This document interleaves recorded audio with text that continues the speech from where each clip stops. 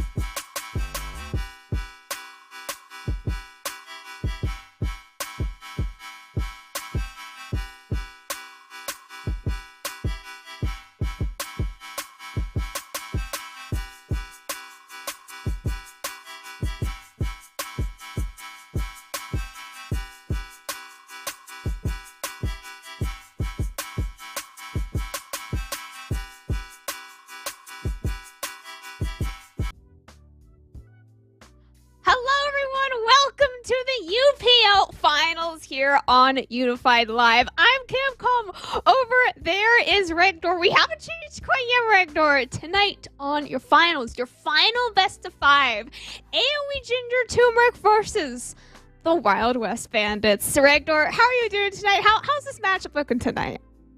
It's looking pretty spicy. I mean, I've talked a lot about Ginger Turmeric, the last hope of amateur taking down academy teams left and right. I saw the Grim Reaper meme, and that just chef's kiss. But Wild West Bandits, not to be trifled with, only lost 2 games total in the lower bracket. Overall, looking pretty strong coming into the grand finals. But best of 5 is the best place to be, because I mean, why not just throw out a random draft game 1 and see what happens? Random draft game 1, and yeah, we've seen a whole lot of both of these teams here recently, like you said, the past couple of weeks. AOE, Ginger Turmeric, I mean, at this point, if you're watching Amateur at any point in the last 2 weeks, you have to have heard about them. They have taken down 2 Academy teams on the upper side of the bracket, going up against Cloud9 Academy next week. They are the only Amateur team still in the upper bracket. And now we get to see the rosters here playing for tonight. The Ginger Turmeric lineup you have here on the blue side for game 1 will be Moose Hater in the top lane, Keel in the jungle, Shrimp Captain in the mid lane, and Wixie and Duo King in the bot lane. And they are also on the red side game 1. They're not blue side. Hey, we'd love to see it. And the Wild West Bandits still out there with the lineup of Pulse, Good Sir, Cry Now, John Johns, and Hu Jung Hukuri Lee. Down there at the support position. Feeling pretty spicy coming in here today. Yes, Wild West Bandits making their lower bracket run. I believe they dropped out of the top bracket on round 1. So they made the entire lower bracket run, winning lower bracket finals last night against AOE Randoms 3-1. So they've got 2 best of 5s 2 nights in a row. That's a lot of League of Legends. 4 games last night, could potentially go 5 games here tonight. 9 games of League of Legends in the span of 2 days, Rector. That's a testamental. I mean, if anything, like, you listen to teams past talk about it, like G2 coming into MSI saying that, like, the lower bracket run was almost like a buff because we played all these best of 5s. We were really in a well-oiled machine. As opposed to the upper bracket where, hey, maybe you had a little bit of time off. But in the case of any other team, that may be true. But for Ginger Turmeric, in Proving Grounds, in UPL, making waves everywhere. So if anything, like, this should be like, you know, like Dragon Ball Z, like Cell versus Goku, both at peak form. I know. Yeah, I'm bringing up some cringe boomer anime now. Sorry, guys. This is just where I'm at. I saw it on YouTube today. I was putting together my computer, and that's just what it was.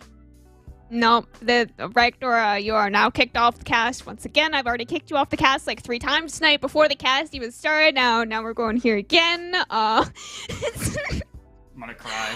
We're making our way there, you know, almost here soon, hopefully. So, game 1 draft will be here in a couple minutes, but again, we're just going over the past couple of weeks as well. Last week, the upper bracket finals, the final best of 3 for us was AOE Ginger Turmeric versus Randoms. Ginger Turmeric took that series 2-0, so I mean, the Randoms, they went from having an upper seed potential run to being knocked directly out of playoffs. It's a very sad downhill slope for them, but Wild West Bandits, I mean, hopefully they took them down pretty good last night, though. Yeah, absolutely. And I think the biggest thing coming into today that was true in the upper bracket finals as well is that Ginger Turmeric always has an answer. They're forcing bans out of Academy teams, they're forcing bans out of UPL teams on, you know, blue or red side, saying we can't give Draven, we can't give Arthas, we can't give these power picks out. And now throw in there, we have things like Kale up there for Moose Hater in the top lane, as well as, I mean, the massive champion Ocean that is Captain Shrimps right now. The massive champion Ocean for Shrimps, as we do get to head into game 1 of our best of 5 of finals here. Now, you throw out a couple champion names here. I think the one that sticks the most out to me is Draven. For some reason, I don't know what's happening. Draven and Callista are like one of, if not the 2 top 80 carries in the meta right now for Academy, Pro Play, LCS, like LEC. We're seeing a whole lot of them right now. What happened to the bot lane? I know you're playing Draven too, Ragnar. What happened? Yeah, you know what? There's something in the water, apparently, for League of Legends players, and it's mostly because you have Callista, right, who's this super all-in style champion that wants to win lane, wants to get up 4 or 5k gold as that team, and Draven just stops that in its tracks. It's probably one of the most volatile matchups in the bottom lane. But then if you ban out the Kalista and you take the Draven, there's no bot lane matchup that wins into Draven. You can only hope to go even. And so it's almost turned it into just this blind pick that you can throw out there, which used to not be the case. So extremely strong, and then you have somebody like Wixie, who is so very well known for it here in the past month, and you just create this perfect storm of bot lane devastation raining across the nation here in a best of 5. It was like the durability changes as well dropped right in the middle of the UPL regular season, and then durability changes was supposed to make the game longer. It was supposed to add, I guess, more or less damage, I would say, and more time to play the game, which in theory would make late game AD carries stronger than early game AD carries. But I guess if you stump people in the early game, then you don't have to worry about the game going to 40 minutes with Elder or Soul flips every single game, as we've got some bans coming out. No AD carries have been banned, but one champ you didn't mention, Karthus, is banned away here by the Bandits. Yeah, Keel has been an expert on that, just power clearing away with such solid lanes like we were talking about off the cast that Moose Hater, Captain Shrimps, and the bot lane with Wixie and Duo King, they haven't really gotten destroyed. They haven't gone down 30 CS. They're always very steady in their approach, even on the weak side of matchups, which makes power farming junglers so great for Keel because he knows he has the time and space in the game to really get to those big points before objectives. And now the Fiora, so maybe a first pick away of the Draven, or it may just be not a really great start for the Wild West Bandits if they get to pick Draven plus the support on the R1, R2. I see Renata up, I see Seraphine up, like you say, I see Draven and Kalista up. There is Trundle and Poppy up as well. I think both of those have been very popular jungles recently, but Draven will actually be banned away by Ginger Turmeric. So it won't be a B1 Draven, it could be. I don't think it could be one Kalista. I don't think Kalista is as strong as Draven as a blind pick here, but I want to point out really quickly the Fiora ban targeted towards Moose Hater. I can't remember the exact game. I've seen a whole lot of Moose Hater in the past 2 weeks that he popped off, but I vividly remember like a 10-0 Moose Hater Fiora at some point in the last 2 weeks. Yeah, I want to say that was in game 2 in this last week of Proving Grounds, and it was absolutely disgusting of Moose Hater's ability to control side lane and actually TPN on the backside of these fights, and then you have, like you said, a 10-0 Fiora on your back line, and I don't really think it matters at that point what you do. It might be a Nazir here for the Wild West Bandits, but that riposte does a lot of work against the Emperor's Divide and just allows Moose Hater to stick on. But he has loved a lot of Kale lately, which we've seen a lot of AD Kale. We got Kalista, who's also AD, and like we said... Kalista Renata! Here we go! My favorite bot lane! Other than Samira Renata, but Kalista Renata, I would say, is probably a close second to Samira Renata.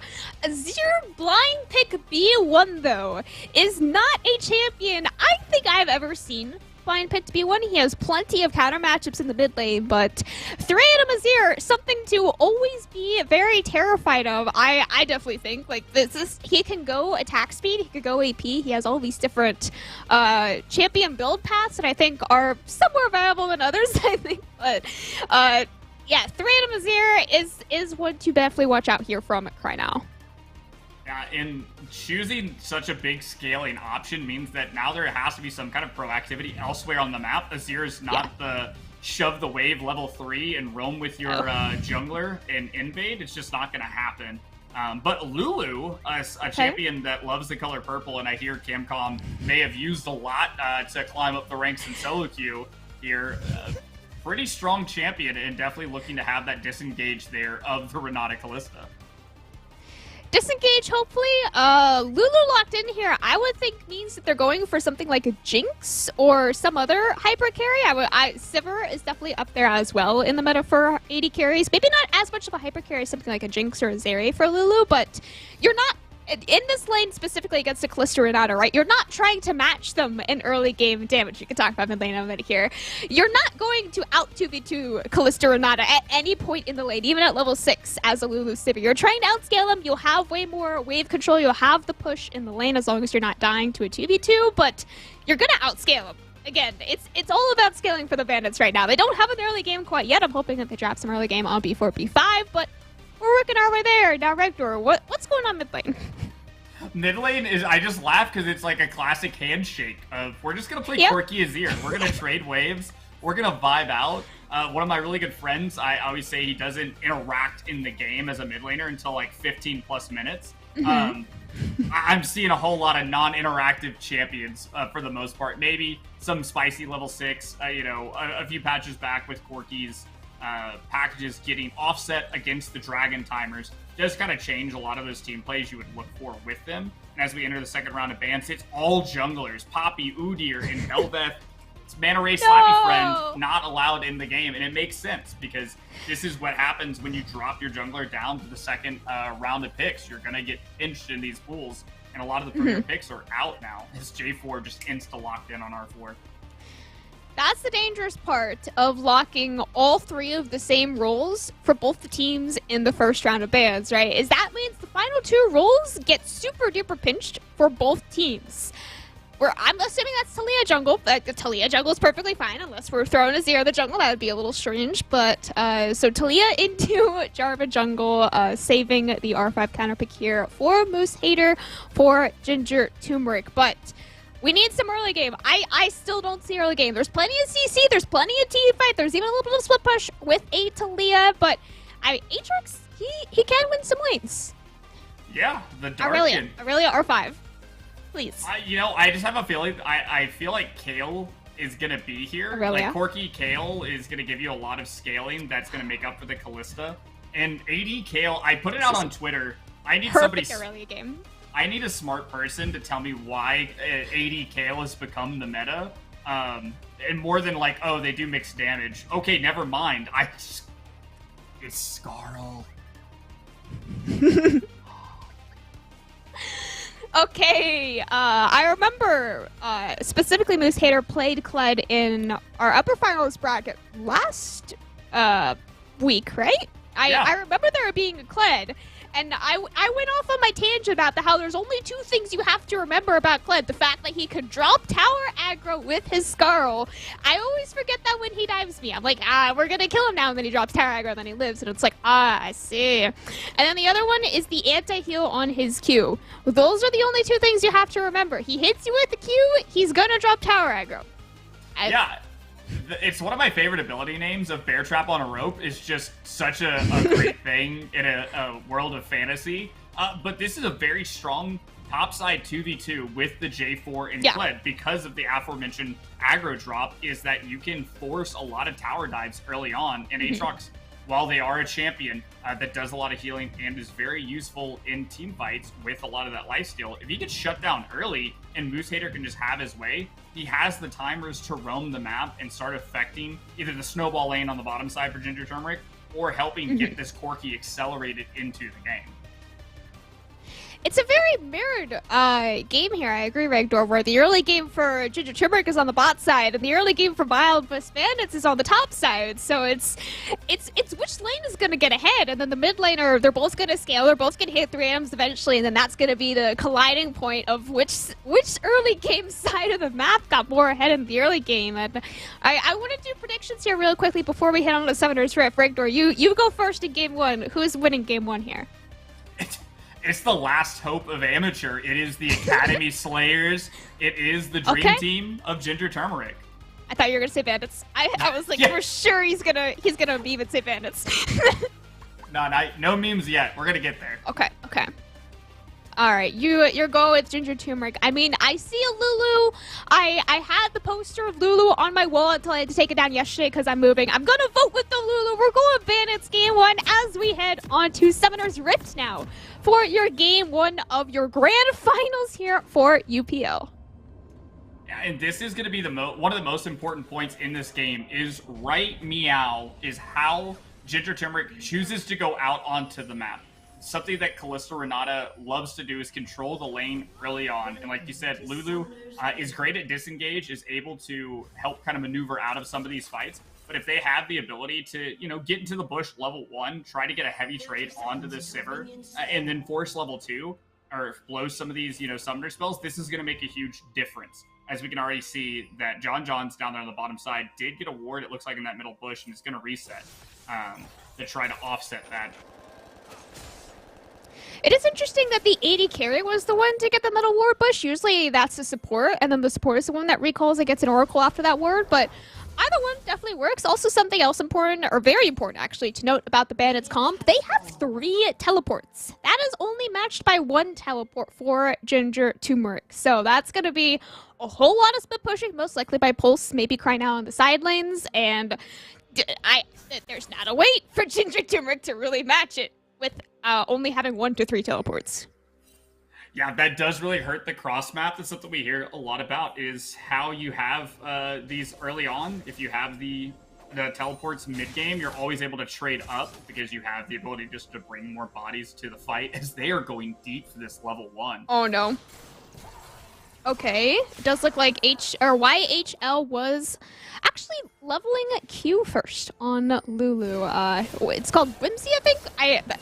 Champion. It's my own one trick. I have 500,000 mastery on the shape, and I still don't know champion ability names on it. But level Q first, you are able to spot them out in that bush first, but it is still going to make it very hard to land some trades in this lane. You do see Wixie and Duo King landing a pretty favorable trade there on YHL. YHL just has to walk away in case of the Ren, but that is the old level 2 flash EQ into the lane, and now trades it out with Cry Now. Which, hey, that's pretty even, as we already see the early proactivity from Jarvan, now trying to fight Good Sir on his Raptors. Fighting Good Sir on his own Raptor pick. Cry Now was the first mid laner to arrive with the longer range on the level 2 Azir to Corki. Actually, we'll be able to take Keel down at a very aggressive level 2 invade. Yeah, and that is going to offset Jarvan here. Lost the Summoner spell, was able to trade it out, but loses the 1v kind of 2-ish there, and is now going to be kind of behind in tempo, as we can already see on Krugs for the Talia, while on the opposite side, he's just getting back out onto the map. So not able to make some plays here for a second, but Good Sir is on the bottom side to cover any kind of shenanigans, because we saw this in the upper bracket finals. You play Renata and Kalista and Jarvan, and you dive the enemy bot lane, and then you do it again, and then you do it. You just keep doing it until their Nexus explodes.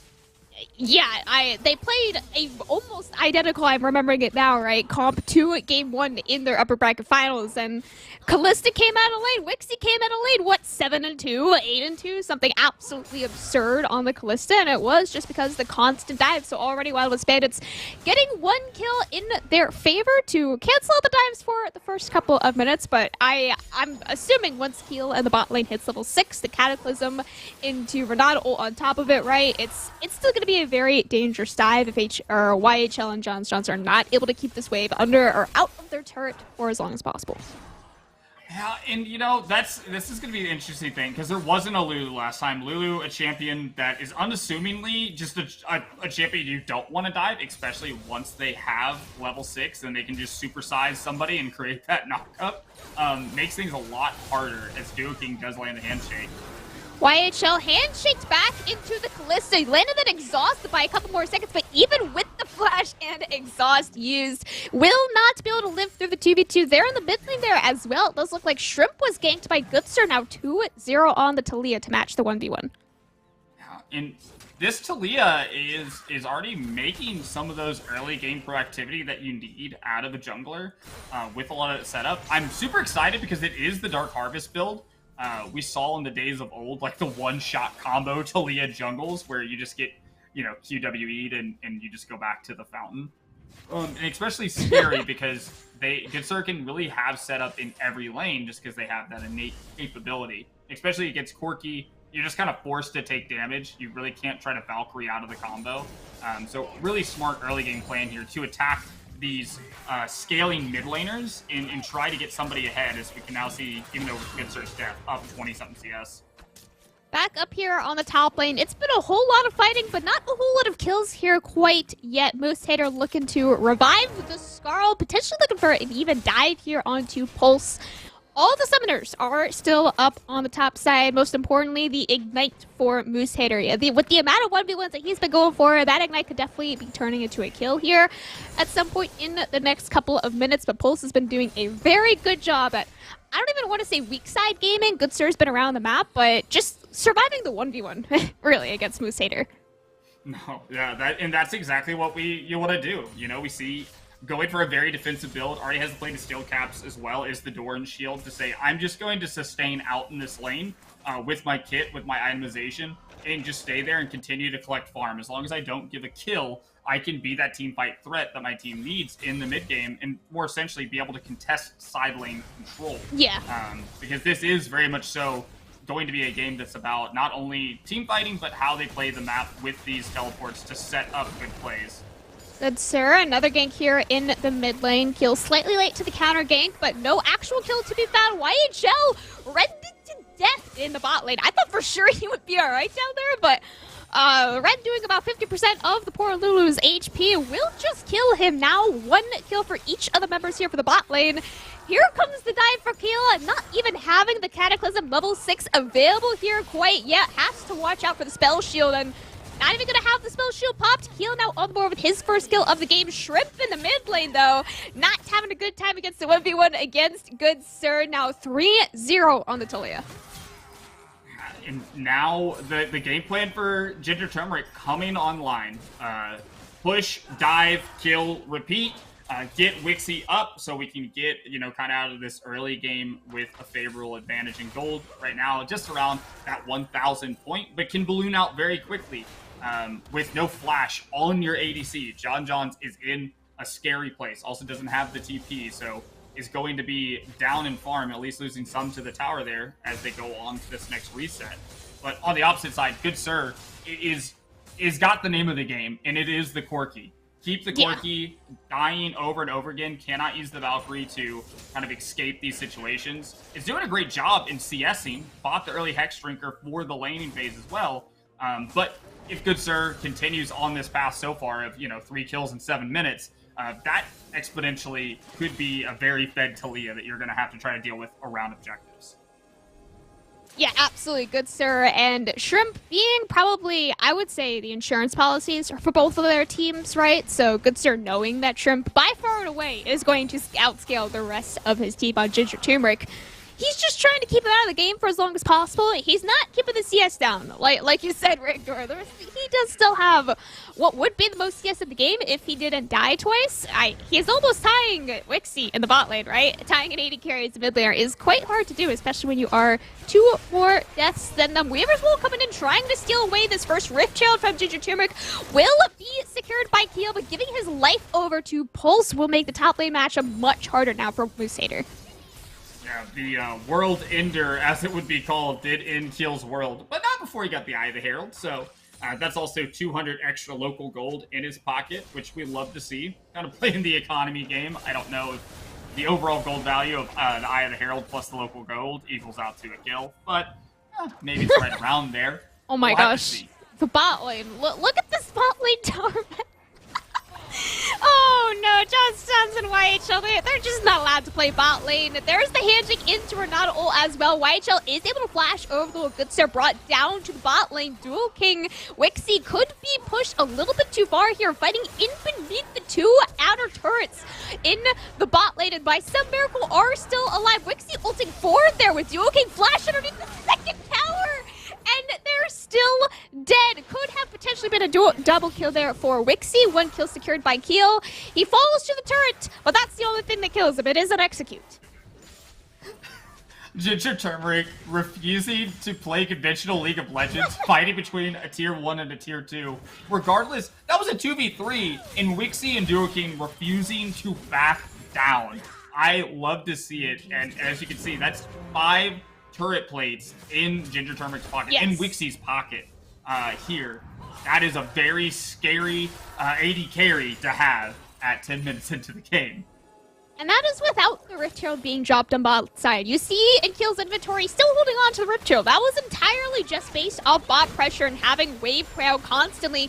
Good Sir showing his face down here in the bot lane. Wixie flashing forward. He is fearless. He knows this damage, and he knows it so well. Shutting down Good Sir for, I believe, 300 shutdown. Both of them will still fall, but so well played there by Wixie.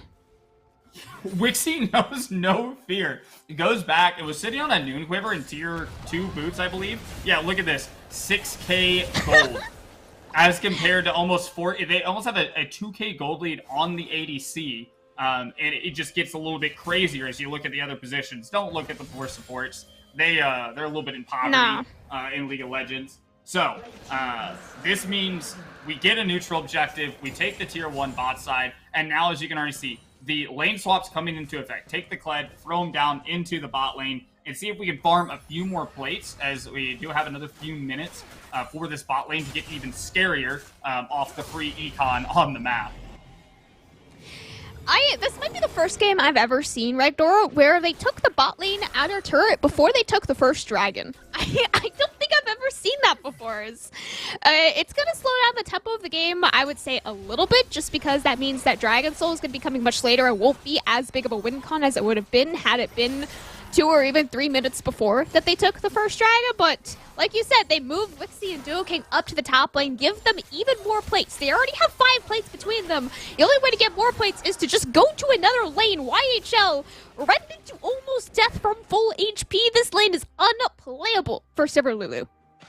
And I think that's the biggest thing about Ginger Turmeric is that the name of the game isn't win-conning the Dragon Soul, it's snowballing the map and just absolutely decimating this base before that becomes a reality. So they get the first Drake as almost like a keep away, saying like, hey, you thought that was going to bail you out with your scaling? Well, congratulations, it's not, as Duo King needs to be careful here in the minefield. Does he, though? I mean, he's walking directly into Good Sir, which is by far and away the most fed member here for Wild West Bandits.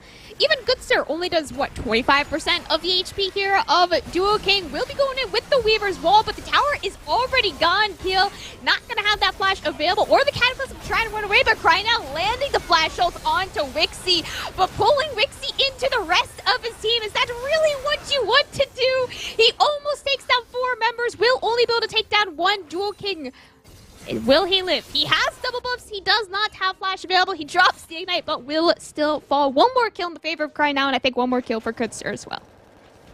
Right, so, you know, that is a 3-for-1 towards the side of Wild West Bandits, but that is 10 tower plates in Wixie's pocket at this point. This is absurd. Just the economy that's in this person's pocket. Right now, as the World Ender is locked. Using the World Ender here in the mid lane. Moose Hater, 1 more auto attack would have brought Scarl back, but unfortunately, just about not going to be able to hit that last auto. Across the map right now, we have 14 out of 15 tower plates for Ginger Turmeric, a 4,000 gold lead here at the 13.5 minute mark. You got 20 seconds to make this a 15 tower plate game right now. Game 1 for Ginger Turmeric. And Ginger Turmeric has to just continue pushing the pace of the game. We do have the next Rift Herald coming out here shortly in the next minute. And that's where all the eyes have to be as Keel dives in. My gosh. I think Keel heard me say this could be 15 tower plate game. That was a real flash. That was not a hex flash. You see a lot of junglers taking hex flash right now. That was a real flash over the walls. Duo King having a little bit too much fun there in the enemy jungle, and Wixie says, nope, you're gonna come out of the jungle now and not die. Unfortunately, it will not quite be the level of a 15 tower plate game. Also, like I said earlier, incredibly rare to see 15 tower plates. It was only 14. I say only 14. That's still pretty incredibly rare. Good Sir flashing over the wall, but the pixel perfect handshake from Duo King just about lets him live. This is just being played on a knife's edge. Credit to Wild West Bandits. They are down significantly, coming to like 3K at this point, but they continue to find kills on the backside of these really aggressive plays. And looking at the second Rift Herald. Again, second Rift Herald, besides the 200 local gold, also has 75% more health. So could, at this point, be able to use to break down the tier 1 and make a good push on the tier 2. As they're going to get this objective pretty uncontested. We do see Cutting Strips up there on the top side, maybe thinking about a spicy Corky play that we have seen from him a few times in some other places. But yeah, spicy Corky play. I don't think Shrimp is really in the position for any spicy Corky plays. I think the entire gold lead right now for Ginger Turmeric is literally on Wixie and Duo King. You have him in a team fight, you're going to win the team fight. You don't have him in a team fight, you're probably going to lose the team fight, because the kill lead right now is still actually in the favor of the Bandits. But Cry Now could be caught out here in the bot lane. TP coming in from Pulse up in the top side. Heal is able to live for a couple more seconds. Going back in with the Cataclysm, but will just fall to a pulse. This could start being the downfall here for Ginger Turmeric. Bandits, 2 more picks, 2 more kills on the top side from Ginger Turmeric.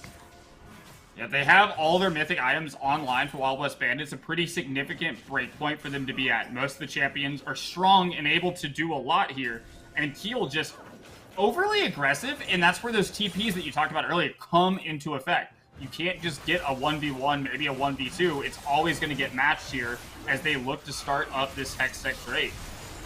They killed the jungler. You can take the dragon after is in theory what they're going with right now, but you have to watch out for the package, and more importantly, you have to watch out for the Renata ultimate landing onto 3 members of the Bandits. Wixie, almost untouched, does go down, but has the Renata W on his head. Will be able to resurrect with that one off the kill from Pull Shrimp in the backline there. He did use the package to get very far away. YHL is able to flash over the wall by a few more seconds. Good sir. Good Sir's just dead. He's trying to take Keel down with him. Keel has the Renata W on his head though, and I don't think he's going anywhere. Good Sir will follow Keel, securing that kill for himself as well. 4 more kills once again, just flip-flopping straight back in favor of Ginger Turmeric.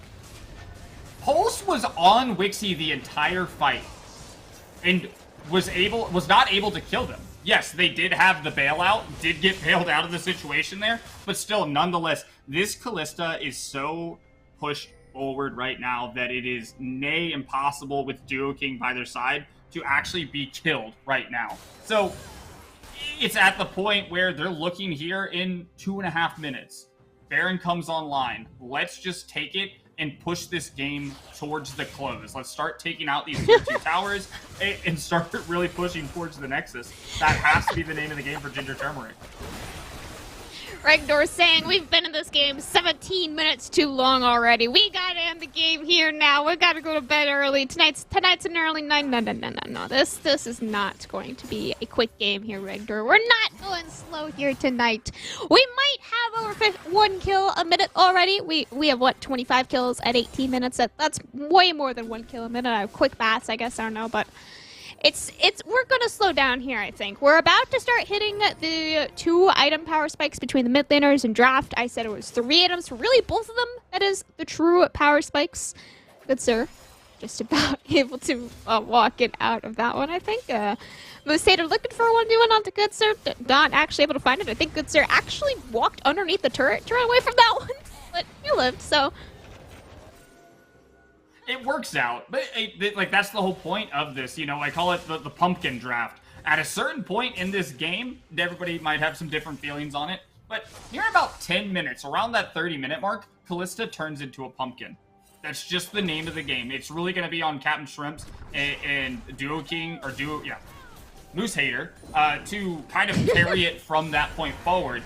And that's just a really tall order into what is more scaling threats from the side of Wild West Bandits. So they have to push the tempo of the game forward. They have to take the next big objective on the map and then start utilizing that side lane pressure with their solo lanes and just start pushing for tier 2s, as Moose Hater is in a bad spot. Moose Hater in a 1v2. Watch the teleports, though, on the side of the Bandits. You always think you might be up in numbers or even down in numbers only by 1 like that, but you have to remember, these teleports can be very scary. We are almost at the 20-minute mark now. We are far past the point of them being unleashed. So it does look like, yeah, Moose Hater was forced to flash over the wall, so you won't have that flash for any sort of engage here on the next Dragon to 2 minutes. Also, as a reminder for everyone, Duo Queen 1 is Moose Hater, just on another account. Yeah, you know what? I get it. I also think that Duo King is an amazing support player, so if I could model my summoner name after them, I would do it. Carry player, yep. Yeah, you know, whatever it may be on that day of the week, just like Jude Gemini, also known as Wixie. If you've never heard of them before, I don't know what rock you're coming out from under, but hey, welcome to society. And the society that you live in right now is nearly a 5k gold lead over to the side of Ginger Turmeric, who did make some overly aggressive plays here in the past few minutes, able to turn it back around in that dragon fight, and now firmly in control of this game overall. Not too much more blood spilt on the Rift for the Wild West Bandits to try to capitalize off of. And everybody's scaling. Everybody's getting to the point where 30 seconds ago, Baron came on the map. Dragon's coming up here soon. It's kind of Ginger Turmeric's world that we're living in. We're just going to have to see which side of the map they choose to aggress towards. I'm always so so interested about how players pick their names, and more importantly, how they pick their names of their second and third and X amount of accounts, right? So like Duo Queen 1, I mean, obviously that one's pretty self-explanatory. I would say you're on a team with Duo King 1s, so that makes sense. But how did you pick June Gemini?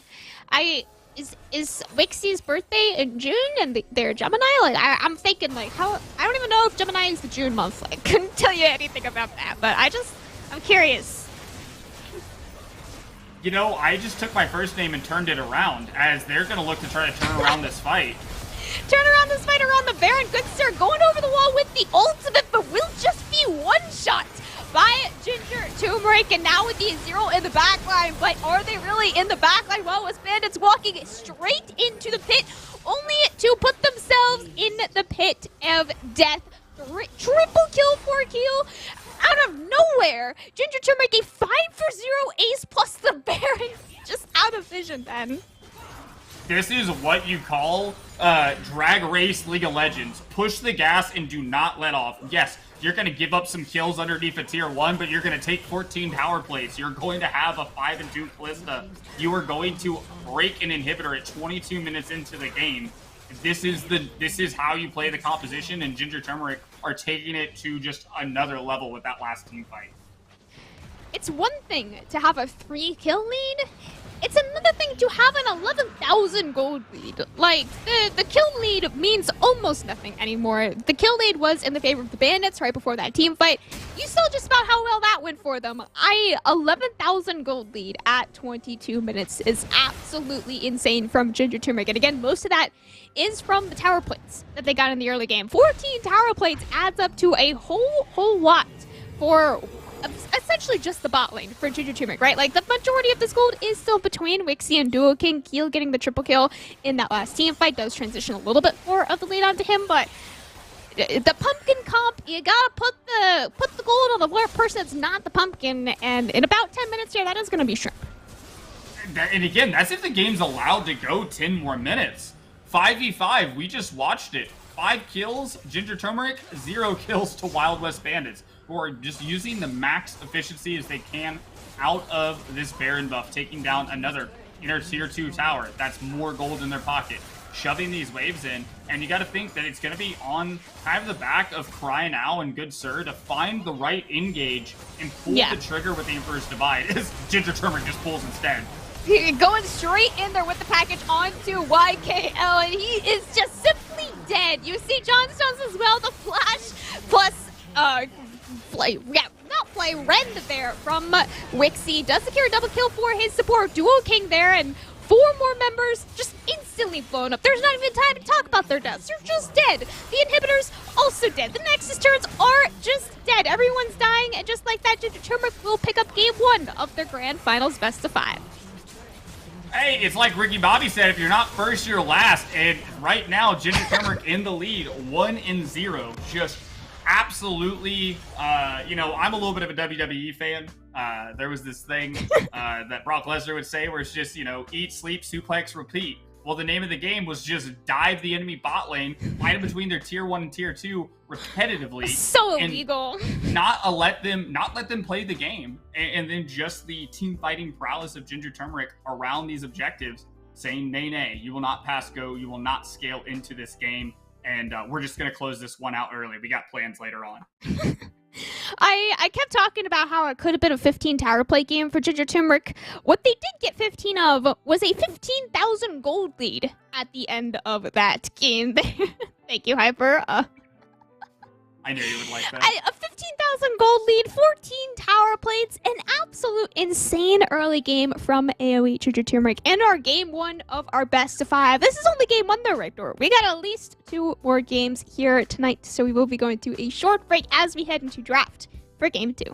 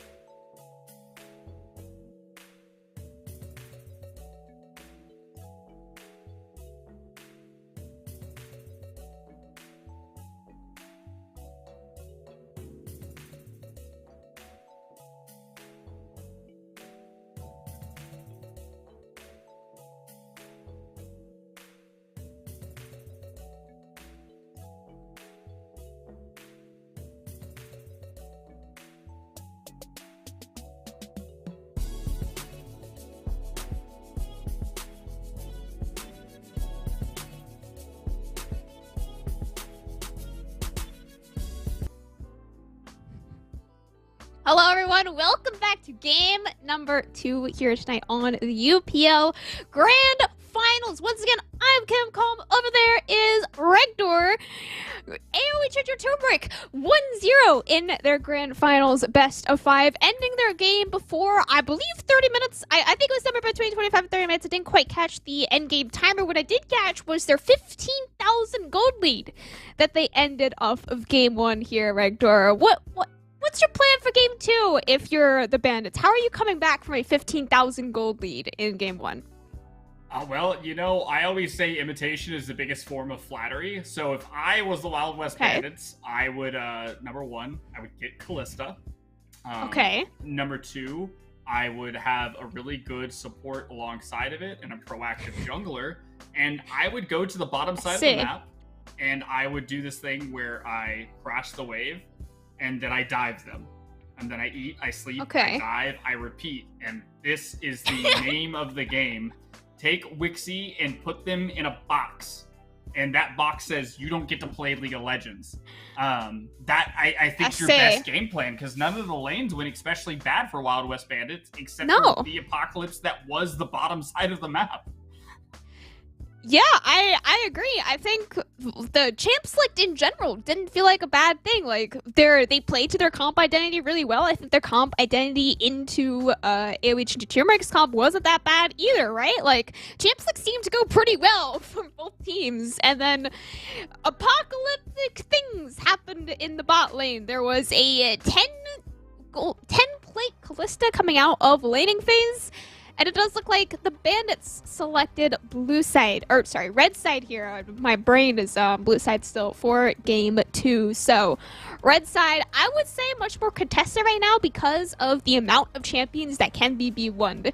When there's so many champions that could be B1'd, it's actually, funnily enough, more helpful to be on red side because in theory you get 2 of those champions instead of only 1. Yeah, exactly. You get that nice little handshake trade there based off of what we think is strong. But it's also the downside of, like, what does Wild West Bandits have to approach in Game 2, and that is, how do we stop Wixie and Duo King from absolutely, like, ham-slaughtering us? How can we put them on a less aggressive pick? Because I think in terms of aggressive bot laners, you have the Draven, you have the Callista, you have the Lucian, all with viable support matchups that help them play into that aggressive early game style. And if you ban all 3 of those, well, congratulations, you're leaving open all these other premier picks that can be B1. So it's a very hard nut to crack for the Wild West Bandits, and I'll be interested to see, like, what do they think the name of the game is to put Wixie in the box. Put Wixie in the box. The other thing that she could do here for the Bandits is, I mean, if we're talking about boxes, take Pulse out of the box. Just play super, super hard to top side, where we're already not looking at bot lane. Bot lane, just don't look at bot lane for the Bandits. We're going to focus all of our pressure in the top lane. In particular, I think Good Sir in the early game played the early game super, super well on the Talia, which isn't even considered an early game jungler, right? Getting a level 2 kill onto the enemy jungler, and then just getting 2 solo kills in the mid lane against Shrimp. Like, that was pretty strong early game from the Bandits. Like, by no means was the early game the problem here for the top side. So you just play super hard for the early game. You give your bot lane, again, just a really hard scaling lane. Sivir Lulu, it does scale, but it doesn't scale good enough. Give them, like, Kog'Maw Lulu, something else that just, like, you know for a fact at 30 minutes Kog'Maw Lulu is going to be doing damage. Yeah, but like you said, the game didn't even make it to 30 minutes. That was a 21-minute Baron Pray take. it does. And 6 minutes later, the game is over. And a lot of that came from the early game, as we do see that is Karthus and Draven both banned out, but that leaves up the Callista. And like you said, it could be the handshake here. You could take the Callista and then R1, R2. You'll probably pick Renata away, plus whatever you feel like is super strong. But I agree. Wild West Bandits play towards the top side. Held Johns and YHL to good luck. See you later. Yeah, don't die that much, if at all possible, please. And unleash the beast that is Pulse. But that is a rerun. I've seen this story before last week, and now in game 1, Wixie's Callista is back on the Rift. I feel like at this point the Draven ban over the Kalista ban is just because Wixie has more Twitter clips of Draven than he does of Kalista. Like at this point, it's just based on the amount of Twitter clips you have on a champion is the prior of bans. I think is what we're going with here. But Seraphine, a champion that had 0 presence in Game 1 and picks or bans, will be picked here for Wild West Bandits. Now, I would really like to see a Seraphine Soraka lane. That is one of my personal favorites right now. It might not be the most fun lane in the world, but it's a very safe lane, very scaling lane. It's hard to mess it up, is what I'm gonna say. But we haven't locked Soraka yet. Also, we haven't locked Renata yet. We could be giving over the exact same bot lane as Game 1. Now, the Poppy pickup is interesting. You think that Poppy and Talia do something similar for Kalista, and that is take away usable space you're allowed to have. Even with the Steadfast Presence, if you get handshook by Duo King, who you just gave Renata back to, you can definitely nullify the Poppy's ability to kind of stick on Wixie and allow this Kalista to just pop off again. I don't think that Seraphine's a bad place to start to nullify or neutralize this aggressive bot lane. But you need a longer range ADC than Sivir, somebody who can definitely not interact. I hate to say that it almost makes me feel like you should just play like Seraphine and Ziggs and just stand behind your tower and just throw bombs and, you know, have some AD solo lanes. But that's how I feel like wherever Wixie is, you should just not be on the same same screen as him at this point. And it will be that Senna locked in here now. So, really all 3 of the picks here for the Bandits are super heavy in terms of flex potential. Obviously, Senna probably will still be maintaining her position in the bot lane somewhere, but Seraphine and Poppy, Seraphine has 3 flex potential, so she could be going in the mid lane here. I'm assuming that the Nocturne pick here is also a flex between Shrimp and Keel, where you throw Nocturne in the mid lane, all of a sudden you can't have Seraphine in the mid lane, or Victor, or any of these other really popular control mages that I mean, Cry Now plays a lot of control mages, so you can't be putting Seraphine against a Nocturne or any other sort of hard go-in assassin type, right? She just doesn't have anything to deal with that in a 1v1. And Nocturne did actually get a buff recently for his laning phase. He's able to actually kill the cannon minions now. So strong. Yeah, it changes the game, but I do know a lot of, lethal tempo players on the Nocturne that do love the laning phase, and like you said, for these immobile style mages in the mid lane, this is a nightmare. This does make you paranoid, if you will, in the laning phase because of that all-in potential. But this speaks more to just what has been Ginger Turmeric's identity over the past 2 weeks, at least in UPL, and that is the all gas, no breaks. You have the paranoia, you have the Fate United, you have so many go-in buttons to just kind of assault what once again is a scaling composition out of the Wild West Bandits. Really, really strong dive potential is, I would say, just another word that you could throw onto the Ginger Turmeric. Just general style of play. It's you get 10 kills in the early game like you did last game, or you just don't really get to play there. There's not any sort of insurance policy like they had in Game 1 so far, where you had the Corki for Shrimp. Maybe it didn't go super well for him in the early game, but he was still able to do good package damage in the mid. I can't even say mid to late game. There was no late game. In the mid game for Shrimp here, as we will have a Sylas Orianna matchup. I'm going to assume here in the mid lane. I personally think Sylas is super ultra giga broken right now. He is actually my current permaban in solo queue. I do not like Sylas. I have to say that, like, Sylas Poppy is a really great 2v2, and like you said, if you're the Orianna player here, you now have the paranoia. Actually, you're the one who's really scared because you're about 2 seconds away from that all-in. This is a classic melee versus range sort of setup where you're all dancing around and just hoping at... Is this on? Did I read that right? Is that Yorick? Oh, baby. You said forget about the bot lane, leave them on an island?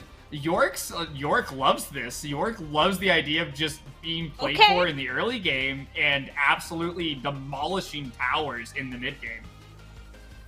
I can get behind a R5 Yorick counter pick here. I mean, the Clem was actually left up. The Aurelia also was left up. I'm gonna get my R5 Aurelia some point today, Rigdor. R5 Aurelia to Aatrox just for me, please. I don't even know if you're watching, but please. It's my favorite matchup to watch on the top lane. Every single time I see a blind Aatrox, I'm like, come on, R5 Aurelia, please, please. No, it's never gonna happen, unfortunately. But Yorick, you know, the classic. Let's ignore the rest of the team and split push to win. I was recently carried in solo queue by a Yorick. I was personally 0-10 in the bot lane. I'm exaggerating a little bit. I would never go 0-10 solo queue. But my Yorick split pushing took their Nexus at 20 minutes as they were constantly dabbing us in the bot lane. So, you know, we love to see it when players don't look at the minimap. I do assume that Ginger Turmeric does have those on and has the right eyesight to be able to go notice these things. But it's definitely a very interesting matchup. I can't say that I'm particularly well-versed in Yorick matchups because the amount of times we can see him in the competitive stage is very far and few between. But this is kind of the same old story. Same car, new paint job here. This is the early game aggression, apocalyptic Ginger Turmeric versus this scaling team fight style 4-1 in this case from Wild West Bandits. And again, I think it's going to be on the bot lane of Wild West Bandits to just not give away the farm. They can go down 30 farm, they can lose their tower, but they cannot get dived. They cannot allow Wixie to come out of this laning phase with 5 tower plates and 5 kills. That is what success looks like to be able to salvage this game. The less you play the game, the better it will turn out for you. It's one of those bot lanes. Everyone hates playing those bot lanes, but sometimes you just have to not play the game, and then you turn out to win the game after that. I agree, right? Where a bot lane, once again here for Ginger Turmeric, is by far and away the easiest lane to smash your lane in, and just in terms of matchups here, right? Like Orianna to Sylas. Orianna, not really ever going to smash the Sylas in lane, I would say. Like, maybe level 6 if you land a really good shockwave onto Sylas, then you could potentially get a solo kill. But that's the really only the only part of the lane that I think Orianna can really get any sort of lead over Sylas in a 1v1. And again, up on the top side, right? Like, you're probably not going to kill a York in a 1v1 unless he makes some sort of egregious mistake in laning phase. Like, there's not a whole lot of leads to be found here on the top side for Ginger Turmeric. They have to play for bot side, and by far win, we know that they can. I have to say that this is just I'm just a little scared. Okay, Wixie is already just walking at John Johns. Put the fear of God into the Wild West Bandits here. The fear of God has been instilled, if not from that invade right there, if from game 1. YHL here, a little bit picked off in the top side jungle there as well. Just a couple of deep wards placed. You see one sort of scuttle ward placed by the Bandits and one chicken ward placed by Ginger Turmeric on the top side. Yeah, and, you know, I really want the early game for Wild West Bandits to be one of mostly quietness. I think that Good Sir can make some plays around the map, maybe with Crynow in tow as we get a little bit of a late invade here that is not going to do much, but hey, YHL will get the early level 2. We love to see it. A little bit of an early level 2 there from clearing the ward, but you know who's also getting a very early level 2 is Keo, starting on Good Sir's chickens on the top side. Keo knows that he died level 2 to Good Sir's sort of invade. And this time he said, you're not even going to have a jungle to invade on. You're just going to start on your red buff. And the entire top side for Good Sir will be gone. If he doesn't realize this, then he's going to be 3-buffed. If not, could be going back to some vertical jungling. Yeah, and as of right now, it doesn't seem as though they know, but that is a handshake into a stun. Handshake leveled level 1 by Duo King. You don't usually level Q level 1 on a Renata. In itself just shows that they're trying to win this lane, right? Like, you land a Q, in theory you can end up getting a kill there. Level 1 it is a little bit harder, which is why typically you see E leveled first, but still, you can get some good chunks onto the Seraphine lane. Yeah, as the minions here on the top side, Pulse raising from the dead, getting a little bit of work done with those minions, and that's going to be one of the hard parts for Moose Hater up here, is that Yorick can do a bit, as here's a level 2 gang. Good Sir showing his face in the mid lane here. Level 3 between all 4 members and kind of just going in and walking out. A little bit of a pressure gank there in the mid lane. Nothing really to be found. Good Sir didn't even finish the chickens of Keel. So he's going to walk to his top side. See his entire top side gone other than the Krugs, and that is the only XP he will be allowed to take. Keel, on the other hand, has only taken 1 buff so far. Yeah, it's going a little bit slow. Is going to pick up that topside scuttle, which is pretty nice. You know, if you're Keel, there's only really one thing you care about. That is level 6 right now. Have to get access to the Paranoia and maybe look once again to focus on the bottom side of the map. You have pretty 2 immobile carries in the forms of the Seraphine and the Senna, and continuing just to exploit and put Wixie ahead. It just feels like a really great win con, especially when Shrimps and Moose Hater don't really find themselves in a bad spot, except for right now. Moose Hater ganked up there on the top side, does get that flash away, but the first blood actually down here on the bot lane for Wixie plus Duo King.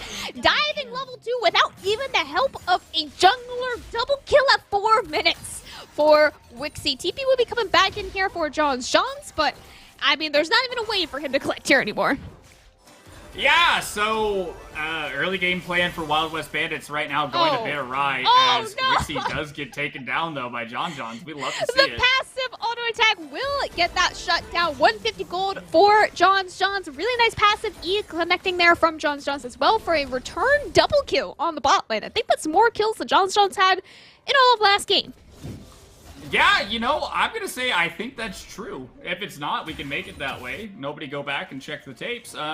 That is now equal CS basically and equal kills for Wild West Bandits here in the bottom side, which is a great thing to see at this point for them. Moose Hater did have to burn Flash up on the top side earlier off that gank right before the first blood happened and didn't die.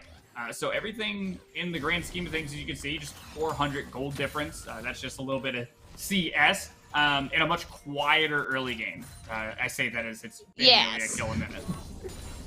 Quiet early game here. It was the jungle for top lane Flash trade there, and Flash not available here for Good Sir. Is available for Shrimp. He's holding it for a very long time. Will try to flash away underneath this turret, but just a little bit too late. Cry now actually executing.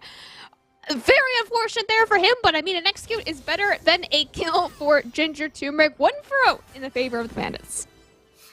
My little heart goes out, not being able to get a single ability off on Cry now, and did burn the Flash as well. So a little bit of, as they would say, an L for Captain Shrimps here in the early game, and some liveliness from Wild West Bandits, because it's once again Good Sir being very proactive around this mid lane and trying to set Shrimps behind, who once again has a CS lead, but is down in number of deaths.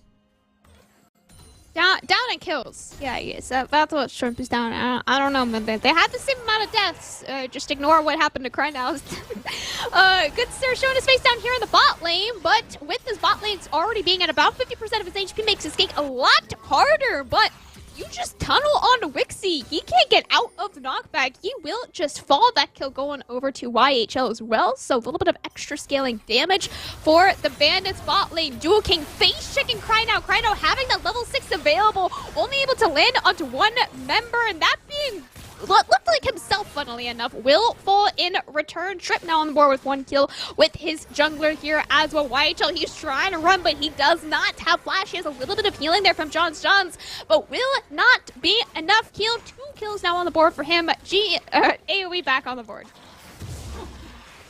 Yeah, that was...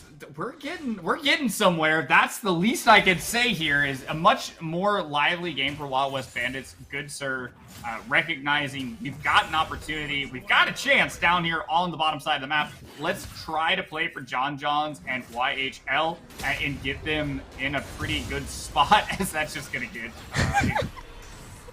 smited away. Oh no, Good Sir was able to collect his own red buff there. Duo King will fall there as well. Unfortunately, not quite level 6 available for the bot lane yet, other than the Encore form. Johns tags the Encore onto Keel and will get the shutdown off of him as well. That was 150 gold for, I believe, Johns. Yeah, we're recognizing some good things happening here for Wild West Bandits. The same sort of overly aggressive plays where they didn't, for lack of better terms, they didn't have the right to be there in a lot of the ways that they did in Game 1. But the difference is this isn't even gold state. This isn't that 4 or 5k gold differential that they had in Game 1. As Wixie's just that's just not allowed to happen. No, Wixie, my friend, you're not the same Callista-fed numbers that you were in Game 1. You cannot be walking into the river, no vision, no mid-prow, blind like that. Into 3 people. Paranoia coming down on the bot lane here, though. No encore, no mana available for Johns. Can't get the heal off, will just fall. Now shut down. 150 back in the favor of Keel. Handshake onto YHL landing just to make sure he doesn't get the last auto to shut down Keel again. Yeah, no, that is a nice little answer back. Still pretty even overall. And if you are Ginger Turmeric, the name of the game is going to have to be to play around Keel, as Captain Shrimps just goes down here once again in the mid lane, and this is a pretty proactive. You okay? My friend? Oh, what? Oh, okay, yep. That looks like something I would do. We're fighting over some words. Very, very supportive combat things right there. I appreciate that. Oh, man. Moose Hater did get put in the baby gate there for a little bit. I always love the auto attack animation when you're stuck in it. But as you can see, confuses me. It confuses me so much. It's like it looks like you can move around in it, but then you try to click in it and it just doesn't let you move. Really nice connecting there onto the handshake onto Johns. I mean, that was just once again really well played there by the Ginger Turmeric bot lane, getting yet another kill onto Wixie. Trying to bring him back into this game now. That's not something I thought I would have to say, but Wixie has really been put out of this game in the early game here. Moose Hater not getting some very favorable trades in the top lane either. Pulse could be looking to start taking some tower plate leads on the top side as well. Cry now, unfortunately, not able to land that knock up onto Keel. Keel cannot steal the ultimate away, but Moose Hater is here to save the day. Pulse trying to run away now from Moose Hater, puts him back into the baby cage and will fall, or Maiden will fall there as well. 2 more kills in the pocket here for Shrimp, turning it back around in the mid lane. Yeah, and Shrimp and the Shockwave is a big tool that they need to have in these fights. As we know right now, looking at the gold, still up about 1,500 for Wixie, as they will get hit by the Encore. Encore landing onto both the members of Ginger Turmeric, and it does look like the Renata ultimate lands onto both as well, but still not having enough damage. They think they have the damage for the double tower dives from last game. They still do not quite. Flashing away there for Duo King as well, using the flash, using the ult, using everything, not even having the mana for a Q. Will fall to YHL as well. The bot lane panning out much better here for the Bandits. And really good technical play from Good Sir, headbutting the Scuttle Crab to close the gap to be able to get back onto Duo King there. You just love to see like super intelligent pieces like that along the way. But like you said, this is panning out much better. Not only do they have the scaling bot lane, but they have a very proactive jungle mid in Good Sir and Cry Now, making rotations around the map, being able to do good things overall, and matching the aggression pretty well in managing what they're playing around. They've gotten, the first neutral, or they got the first neutral objective in the form of the Drake. They're matching kills thus far, and they've slowed the game state down to what is a little bit better for them. Ginger Turmeric is still up 2k, but you're up 2k with the Callista, which should look something a little bit more akin to the 5 or 6k that we saw around this mark earlier. Shrimp caught out in the 1v1 here in the mid lane, does have the XP lead. Paranoia going back onto the bot lane, though. I thought it was the mid lane, but no, we are coming down back on the bot lane. Encore will not connect. Still having the passive heal available, but Wixie will fall flash over the wall with the bailout, though, still able to survive. Good Sir arriving a little bit late down here on the bot lane. Renata ultimate not quite available yet, but the Callista ultimate for the knockup onto Good Sir. Very low HP for the bot lane. Not going to have enough healing to be able to survive through that one. Cry now gets 1 kill back onto Wixie. Flash under the turret, but the ignite will be enough. TP coming in now from Johns to continue the team fight there with a little bit of extra healing, but it is done. It is gone. 2 for 1 in the favor once again of AOE. And AOE is starting to get rolling here, as we saw that Wixie was going to go down one way or another, but they're able to trade out higher in the end state. Heal is 5-1 now, snowballing on the Nocturne, which is what you need. If Nocturne Paranoia is into the backline and can't kill them, then it doesn't really mean much. But the entirety of Ginger Turmeric, outside of Captain Shrimps, really just want to go in and be aggressive and really pull the trigger on these team fights, as Moose Hater really is going in on Pulse. Going back in, but going to be caught once again in the baby cage. Couple bottles will take him to about 50% of his HP. One more auto takes him down to almost dead. Maiden keeping Pulse very healthy here in the 1v1, and despite having a little bit of level lead at the beginning of it, will fall. Pulse getting a solo kill onto Moose Hater on the top side, but Paranoia available yet again. Encore to buy some time. W healing as well for Johns. Johns, with that, will have enough time to secure a 1-for-1 with the dive underneath his turret. Yeah, able to trade it out here, and I mean, again, the Wild West Bandits are just holding on so much better, keeping this around this 3K mark. It hasn't really ballooned much farther, but now Pulse, I hate to say Pulse is online with a real yard sale of an inventory at the moment, but we saw he's full build, Ben. Yeah, you got what you needed, you know. The Executioner's Calling and Sheen, no boots yet. We're killing it here.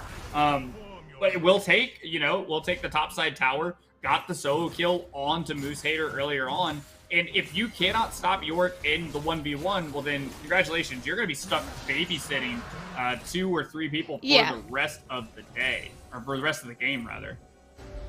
He got his Executioners, he got his Triforce, and now Pulse of the voice chat right now is saying, alright guys, I'm full build, I'm gonna 1v9 this game, I got 1 kill in laning phase, it's a solo kill, I got a little bit of a CS lead over Moose Hater as well. He's just having an excellent time right now in the top lane, and the fact the bot lane didn't hard giga lose like they did in game 1, this is looking significantly better for the Bandits than it did last game. Still at around a 4,000 gold deficit for them, but they're even at kills and they're even at dragons. They can absolutely play for a dragon win cut in this game.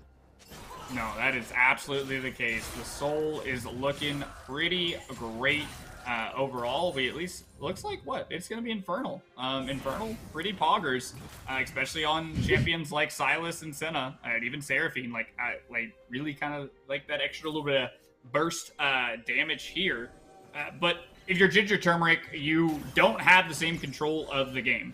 You need to snowball it, you need to push the pace forward, but you cannot continue to trade 1-for-1 when you have this looming threat on the top side, which is York and the Maiden.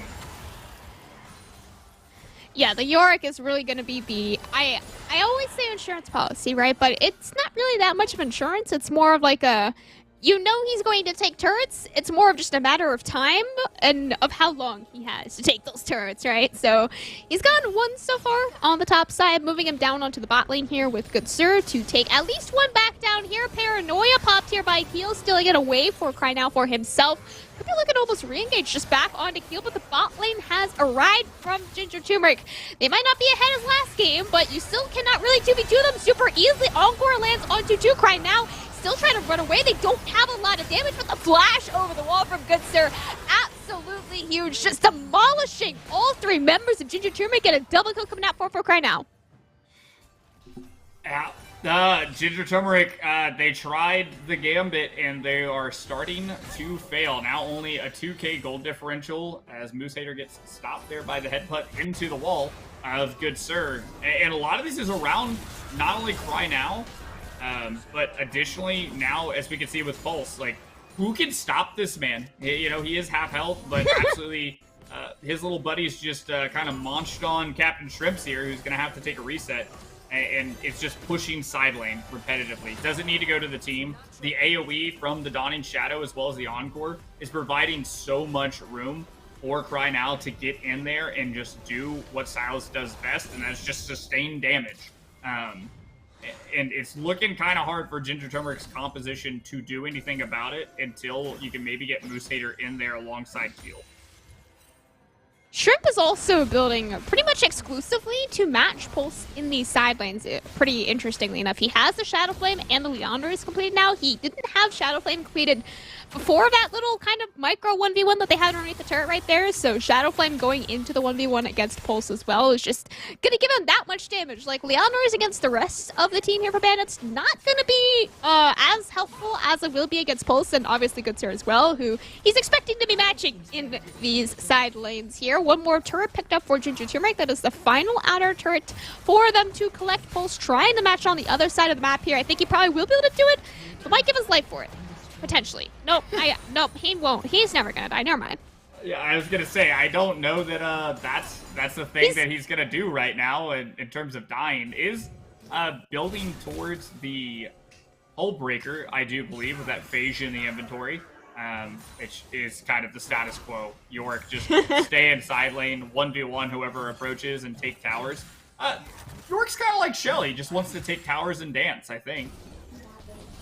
Yeah, it's a pretty good goal in life there. I agree. You put Shelly and York in a side lane together, and they'll just become best friends, and they'll probably take your Nexus. So don't leave them alone when their goal is really the exact same here. We do have Dragon number 2 here for both teams, spawning in around 40 seconds. Ginger Turmeric have the full bot side prio. Cry now hovering on the top lane there. He does have TP available, but he's going to recall now, just that he hopefully doesn't have to use it unless there's a team fight within the next 10 seconds. I'm going to be really interested here, and I love to hear people's thoughts on this, is you have Silas, 5 and 4, is level 11. Oriana, 3 and 2, but is up nearly 60 farm. Shrimp face checking the only bush that Ginger Turmeric didn't ward on the bot side there. He was able to live through the cheese, but does the rest of the team live with him? Poppy knocked back onto the top laner there. He is able to rejoin the fight. No one has died here quite yet, but we have dropped every single ultimate on the map other than the Encore. The Encore is the one to land last. Now, every member still alive. We have all the regular spells. We don't have any ultimates available, though. Dragons are ripped out by the Bandits. There is no vision in the river for Ginger Turmeric. The only thing they can look for is some sort of steal, but without Paranoia available, you would have to flash in the pit blind. They're not going to do that, and with that, no kills to be found. But Bandits will pick up their second dragon. Yeah, very interesting fight. Nobody goes down, which is the most atypical League of Legends thing that you'll ever see. But Wild West Bandits end up on the upside, picking up the second Drake, moving closer to that soul point. And what I was saying before that, and kind of becomes the question, is you're now down, nearly 70-something farm as the enemy mid laner. Cry now level 11, Shrimp's level 13, on 2 items plus a Medjai's. No chapters in the book just yet. We got some riders blocked, as they look like they're just gonna force Baron. Forcing Baron here, you do have, I would consider probably 3 smites right now for Ginger Turmeric. It's a very quick Baron with a Callista Nocturne. TP coming in here for Moose Hater as well. Goodsir will be able to knock one member out of the pit. Flashing into the pit, landing that knock off back onto heal. He is able to live over the wall, but the Encore to the rest of the team. Wixie securing the kill onto Goodsir. Now there is no juggler. Paranoia back into the pit. The Baron is secured by Keel. Bailout secures his life as well. The 1v1, 2 more kills for Ginger Turmeric. They steal that Baron. That was a robbery, Regdor. That was so illegal. Wait, the Keeper's verdict to knock Keel out and then ults back in on top to finish and secure it out here. But they're going to lose a tier 2 in the process as they come back out onto the map. And the question becomes is, what are you going to do with this Baron now? Okay, I said it last time the Pulse might give his life for a tower. This one definitely giving his life for a tower. I mean, he got the extra tower, he got the extra local, he got all the solo XP, so he's still doing the York things. He has completed the Hull Breaker now as well. So again, if he wasn't saying he's full build by now, he definitely is by now. So this is a full build York, ladies and gentlemen, at 21 minutes, and he has taken now 3 turrets.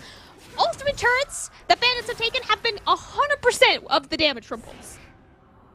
Yeah, this is really going to be Pulse's ability to use We still have Shelly, which is pretty great to see at 22 minutes into the game. Shelly, get the crash. Let's go. I love that the LEC audience claps whenever Shelly gets a crash. It makes me so happy. I wish I could be at the LEC audience to clap when Shelly crashes. You know, I always clap in my heart when it happens, but that is the Baron buff on top of having Shelly here trying to break down this tier 2 on the bottom side while Captain Shrimps is in the mid lane. Able to play on 2 lanes right now because of how far up the top lane is pushed. As the Paranoia coming out here. Tower is not quite dead yet, so he was taking the turret during the Paranoia, so he will fall. Berserk going on to 4 members, but no follow-up damage does mean that Turmeric just using all their ultimates and not getting much back for a Duo King.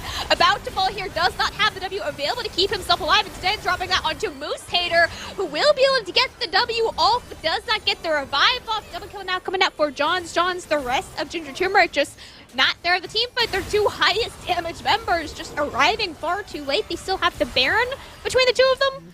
But Pulse, he's on your turrets, man. He's on your inhibitor turret up next. You know, I was going to say 3 members for 2 tier 2 towers doesn't feel like the worst, but you're also losing a tier 2 on the top side. So Pulse is coming back to bite them in the tail here. Just continuing to pick it up as Shrimps is now in a bad spot. Nope, he's fine. Shrimp would never die on me, right? No, he's perfectly fine. He's figured out his Raiders block there as well, I see. He's got 4 Magi stacks. Very proud of you, Shrimp. He would never lose his Magi stacks. He likes us too much for that, right? Paranoia dropped once again here on 2 Pulse with the fully stacked Rend. I mean, obviously it can't ever actually be fully stacked. I'm pretty sure it is technically infinite stacking, but that looked like a lot of stacks to me. That's hard to come out of. Yeah, that is quite the pincushion of a top laner here, and this is their chance to actually get something done without Pulse up to answer on the opposite side of the map. Pick onto pick onto pick onto good sir, almost getting picked there, but with the blast cone and the massive Seraphine healing and shielding, my god, he'll make it out alive of that one at least. Yeah, and this means that they can at least challenge for this tier 2 up on the top side. Does look like they're going to recall instead, just a little bit out, about 10 seconds from this next Drake that will put Wild West Bandits on Soul Point. So we've been continuing to say Turmeric has to push the game state forward, but they're not winning team fights anymore. And the ones that do look good, Good Sarah's just always there with the Keeper's Verdict to kind of change the numbers around, are some well-timed stasis to stop bailouts from working. As we do set up, it will be Wild West Bandits with the first look on the Drake. They are missing a lot of flashes, and importantly, like you said, the Keeper's Verdict right now for Bandits is still on cooldown. They have pulls for the team fight, but the Hullbreaker will lose a little bit of its helpfulness for the team fight here. Ronaldo ultimately took 5 members of the Bandits. Absolutely huge there by Duo King, but there is no follow-up damage. Moose Hater going over the wall to his death with the Blast Cone. Dragon is secured by Turmeric. Only 1 kill to be found for the Bandits in return. Yeah, and sadly, it's just Moose Hater. Looked like they could go in and then proceeded to hit by about 18 different ultimate abilities there and just go down sadly. Overall, this is looking like a nice, shockwave into the Ren, pick up the kill for Wixie. Oh no, YHL was not on the same page with the rest of the team. He said, I'm gonna go work the enemy jungle and help Pulse out, and Turmeric was like, nope, you're gonna die instead. Pulse, when is he gonna die? I couldn't tell you. He's got 2 members in the baby cage to buy a couple more seconds. Do those couple of seconds. Oh, they don't get the inhibitor. He flashed for the final auto attack, but he died before the auto went through. So the inhibitor will live. It will regenerate as always, but man, it would have been so cool if Pulse got that. They said, hey mom, call YouTube, but maybe just a little too early there. Burning the flash in the play, but has the TP up and continues to be the thorn in Turmeric's side. They cannot get anything actually accomplished on the map because there's this darn Yorick just pushing down now inhibitor towers, maybe looking at the Nexus here soon. And you need Moose Hater there to try to be this initiator on top of Keel in these fights, but it's just not going their way right now. We say that as they still have a 6k gold lead, but they are not moving towards the Nexus. So money is great and all, but if it's not pushing the game state forward as we have another Baron take up for their use. Up for the taking here for Ginger Turmeric. Started up without any vision available quite yet for the Bandits. They do get vision on it now. Keeper's Verdict connects onto the jungler once again. Pulse split pushing down here on the bot side. This time, the inhibitor will not be able to get away from him. But I want to watch the Baron. Pulse is going to die for this Nexus, or inhibitor. We know that. But the Baron, on the other hand, Keel back on 1,800 damage left on the Baron. With that, Dual King will fall, but they are still going in the back line of Wix. He still does so much damage there with the Ren, trading Seraphine for Renata there, with the Baron going in the favor of Ginger Turmeric as well, losing only their inhibitor on the bot side. And now they need to press the advantage. There's 23 seconds that they're allowed to work on the map without this Madman Yorick trying to take their towers and take their Nexus, as they're going for the mid Tier 3 with 2 members down on the side of Wild West Bandits. You know it's got to be a dive. They're going to press Mooseater flashing forward. Did you say dive, Rector? I heard that is Ginger Turmeric's new brand name after this series here. Inhibitor will be traded now. Bot lane for mid lane here for Ginger Turmeric. Pulse, he can't quite split push as fast as 5 members of Ginger Turmeric, but he'll be looking to take the top lane inhibitor up next. And hopefully they'll use this Baron buff at the moment to kind of shepherd the regular wave past these super minions. And as you can already see, Wild West Bandits trying to rotate down to the bottom side as well, maybe catch somebody off guard as they go to reset. And they have to kind of like counteract this push and stop Pulse at the same time. It is a war on 2 fronts here for Ginger Turmeric to try to go up 2-0 and get on match point, but Wild West Bandits are making sure they have to sweat for it every inch. It's an 8,000 gold lead right now, Regdor, for AOE Ginger Turmeric, and yet Bandits are making it look really close, even in kills, even in dragons, even in inhibitors right now as well. It's just insane.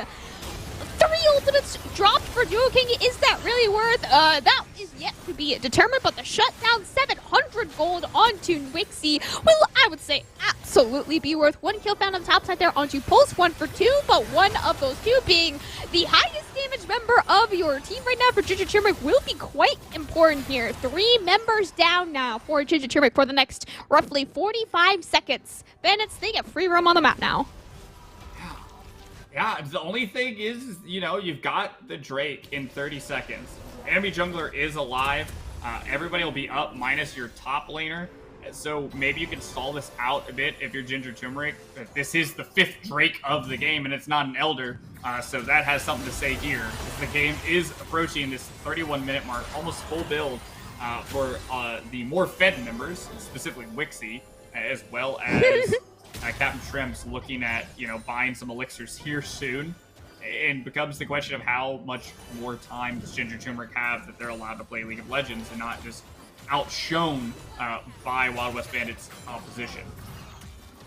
Shrimp is also doing a whole lot of damage in these team fights, by the way. Only 2 members right now for Ginger Turmeric are on the Dragon. Paranoia coming in. Wixie will be a little bit late here as well. Paranoia dropped onto the jungler, but the rest of the team is buying time there with 3-man Berserk coming out from Duo King, as well as Moosehater TPing into the back line with a huge flank. YHL caught out here by Moosehater in the 1v2 here, trying to buy some time for Crynow to arrive and help him out, but Crynow will not be able to out-damage this Aatrox. The level down to him as well. He has more healing. Duo King, unfortunately, doesn't land the flash W. Flashing forward into a Silas is a very, very scary thing here as a support. Crynow will commit that flash and the Everfrost to secure the skill push to Yes? Yes. But the rest of Ginger Turmeric is just in the base. Duo King was the bait to try to just hold silence there. Yes, Duo King did an absolutely insane job there of holding status for as long as possible. Getting the flash out from Crynow as well. Didn't quite get the ultimate out, so will have that shockwave for Crynow to get 1 kill back before he falls as well. But you left Wixie and Shrimp in your base. They are the 2 highest damage members here for Ginger Turmeric. They get at least 1 turret. 1 Nexus turret from the Bandits. They have to run as fast as possible. Now 700 shutdown on Shrimp's head, as well as 20 Magi stacks. You do not want to die with those in your pockets. Flash out of the baby cage, as well as the Encore will let Shrimp live.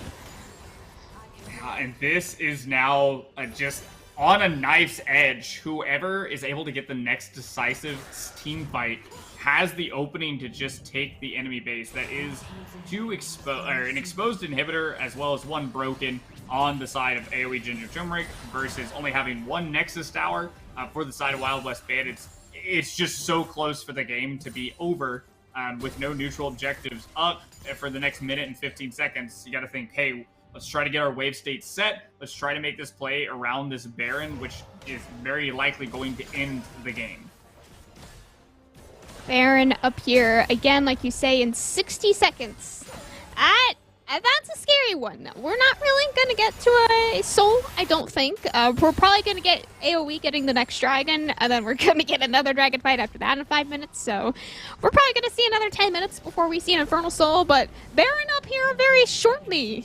Paranoia dropped on the good steer, but the recall just about in time to save his life there. 30 seconds on this Baron.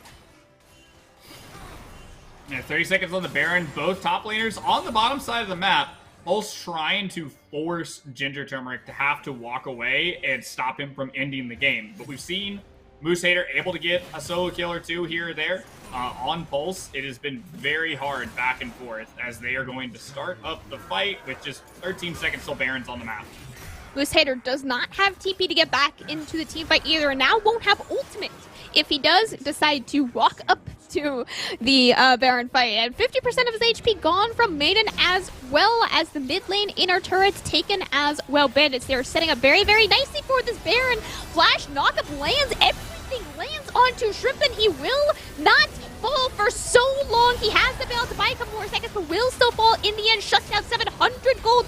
Going over to Johns. Now the rest of Ginger Turmeric have to try and survive. Pulse still split pushing in the backline. They don't even need him. He is ending the game as the rest of the team falls. Moose Hater falls in the 1v1 on the bot side there as well. And just like that, Wild West Bandits take AOE Ginger Turmeric 1-1 in their grand finals best of 5. Yeah, this is indeed 1-1. They are not going to go quietly into the night. They said we've only dropped 2 games in the lower bracket, and we're done dropping games now. That's it. They solved the name of the game. Do not let Wixie get 10 tower plates and 5 kills in the first 15 minutes of the game, and you actually have a chance at outscaling. And a lot of this, sadly, like I hate to say it wasn't a team effort, because it was, but Pulse did so much. Yorick! He took both of the inner towers. He took 2 T2s. He took both of the inhibitor towers. He took 2 inhibitors, or at least 1 inhibitor during the course of this game. And if that doesn't help, if you can't say that that's a huge reason why they won, then I don't know if we were watching the same game of League of Legends. No, I don't care about any other stat that game other than turret damage, I think, is the #1 stat for Pulse. I'm pretty sure not a single other member on the team, other than at the very end they're taking the inner turret by 2 members of Bandits, actually touched a turret. I'm pretty certain that Pulse took every single turret that game. You know, Ginger Turmeric, I think, needs to go back to a little bit more standardized method of play. If your only scaling option is the Orianna, and as we saw, can get CC'd for at least 12 seconds when they only have a set 11 seconds worth of HP, becomes really hard to navigate to that point of the game. So introduce a little bit more scaling into the composition, back off of the Nocturne pick maybe, and just continue to have good standard play that we've watched over the course of Proving Grounds in UPL. We are now moving into what some would say a best of 3 for a potential 2 more games. Now could be going to a game 5 here in our grand finals. AOE Ginger Turmeric, Wild West Bandits tied up 1-1 heading into our game 3 draft here after a quick break.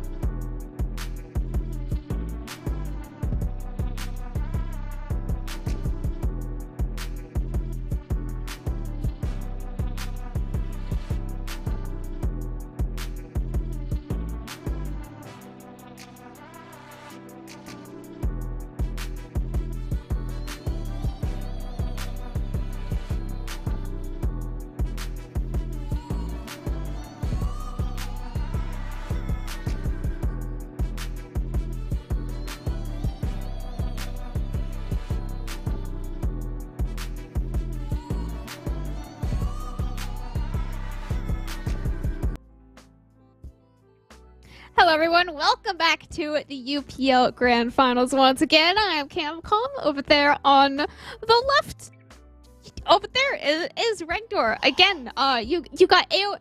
You did it. My sign still works. I moved and I didn't know what was gonna happen, but we're still killing it. We can do a high five one day. Oh. Oh my god, we did it. That's so memorable. Everybody write down this date and time as the first time that Camdor did basically the fusion dance. Regdor moved last week. I'm moving tomorrow. Our whole setups are just gonna be all messed up after this, so we're never gonna get to do that again. But yes, your grand finals here tonight. That's important. AOE Ginger Turmeric versus Wild West Bandits. 1-1 so far in their best of 5. Now we just move on to what could be considered just a best of 3 here. You win 2 out of the next 3. It's like your promos, man. I guess these players, their last promos were Masters, so I'll say it just like your Masters promos. You win 3 out of the 5 of them. You win the grand finals prize. I know it's money. I don't know how much money. It sounds like a lot of money. Yeah, it's a undisclosed briefcase of Monopoly dollars. I don't know. It's a good amount. It's sounds good. It's a life-changing amount of money. We'll go with that. But what wasn't life-changing was Senna Seraphine weathering the early game storm, being able to trade 1-for-1 under towers, and slow down what was Wixie Duo King Callista Renata. And I think that we should not be worried, right? If you're a Ginger Turmeric fan, do not sell your stocks. These are still some of the best amateur League of Legends players that we've seen over the course of the past year. But maybe, show a little bit more respect in draft. I don't think that you can bring out that much early game in jungle plus bot lane and not be ahead 6k gold and taking towers. Because they weren't doing that secondary part. They weren't moving towards the enemy nexus. While Pulse, on the other hand, with his army of the undead, was marching towards the nexus. I think there were a lot of plays last game from AOE that would have worked really well had they just been a little bit more ahead. There were a lot of 1 HP or just catch out plays, right? That were this would work really well if it was game 1 and you had a 5,000 plus gold lead, right? But the gold lead was really, really even. It was constantly going back and forth between around 2,000 between the two teams. So it was never really you could make these 3 or 1v3 outplays in the enemy jungle and come out of it alive. It was kind of just you got picked and you probably didn't take anyone with you. So it's plays that work only if you're very far ahead, as also important to mention here, Ginger Turmeric selecting red side again here for game 3. Same side they had for game 1. We're just flip-flopping back and forth right now. Yeah, makes sense. It feels like these teams really prefer the red side. Blue side, 0% win rate tonight thus far. And there it finally is. They finally have banned the Callista. Regardless. No Draven. Yeah, no, Draven, it feels like it will be the final ban for Ginger Turmeric. Because again, with Callista out of the game, there is no bad lanes for Draven. It's just how little can you lose with it being open. Will we get a B1 Draven? There it is! The League of Draven is on the Rift.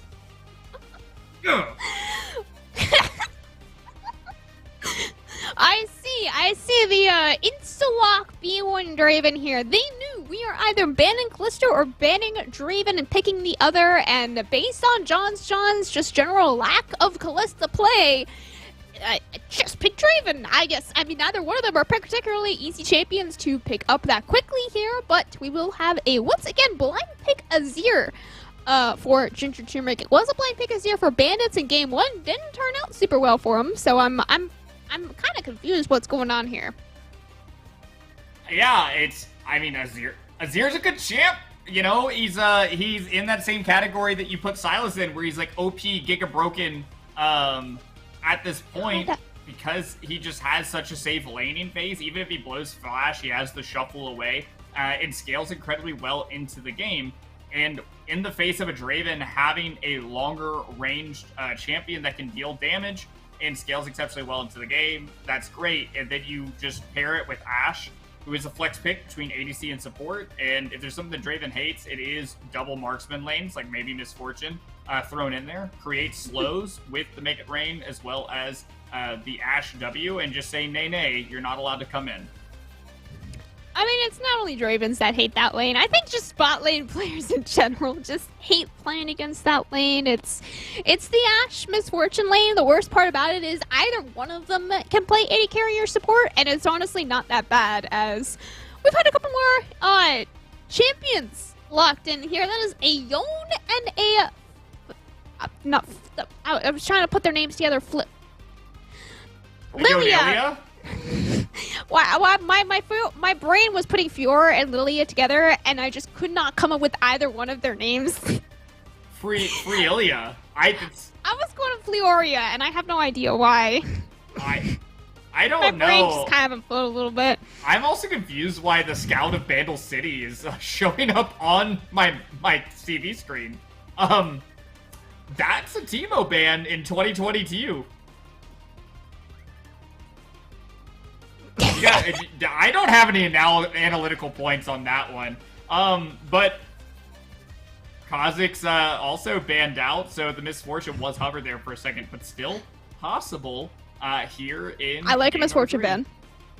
I would have liked the Misfortune ban, I think. I really do not want to play against an Ashe Misfortune bot lane right now if I'm YHL or Johnstone. So we are hovering between our junglers here, so I'm assuming we're actually going to give counter pick to support as...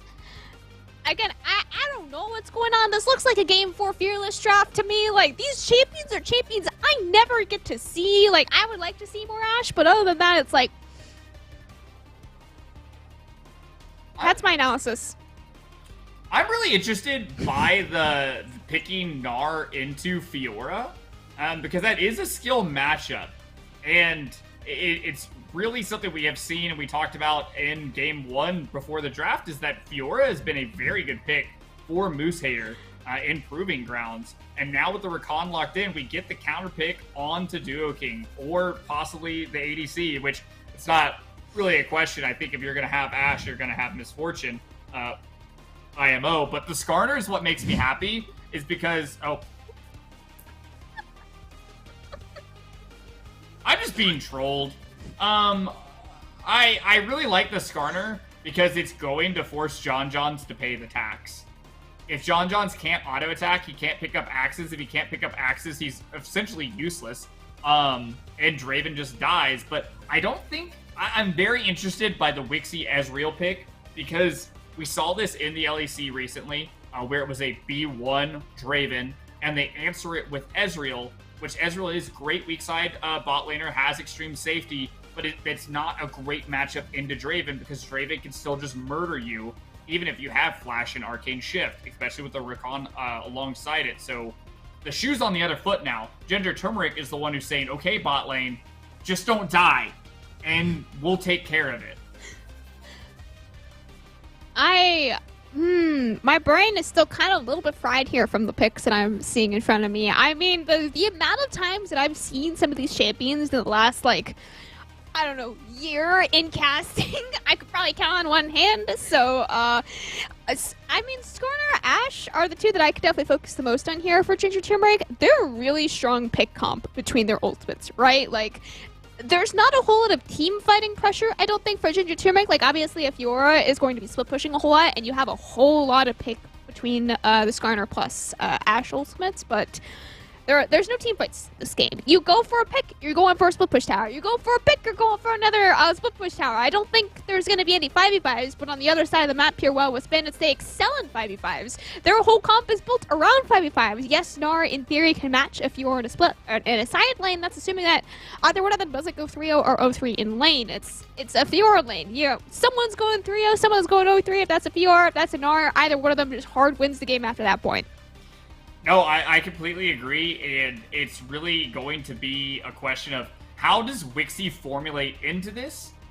What is this Ezreal going to look like? We have seen Divine Sunder Ezreal making a return. It is going to get tamped down on a little bit of that healing, but is kind of like the days of old where you can have a first or second item Ezreal who has a lot more effective team fighting capability. Versus this Draven where you can outrange them. But if John Johns just gets a few kills as somebody who's been playing a lot of Draven. You get 3 or 4 kills, and all of a sudden you are just like, oh, I'm just going to go buy an Eclipse real quick. I've got my Essence Reaver, and now I have a Collector. And congratulations, Wixie has a yard sale in their inventory. So John Johns can really spiral this game out of control really, really quickly. But we will have to wait a couple more minutes here before we get to see the spiraling out of control. We will be going to a short break here now as we head into Game 3 on Summoner's Rift.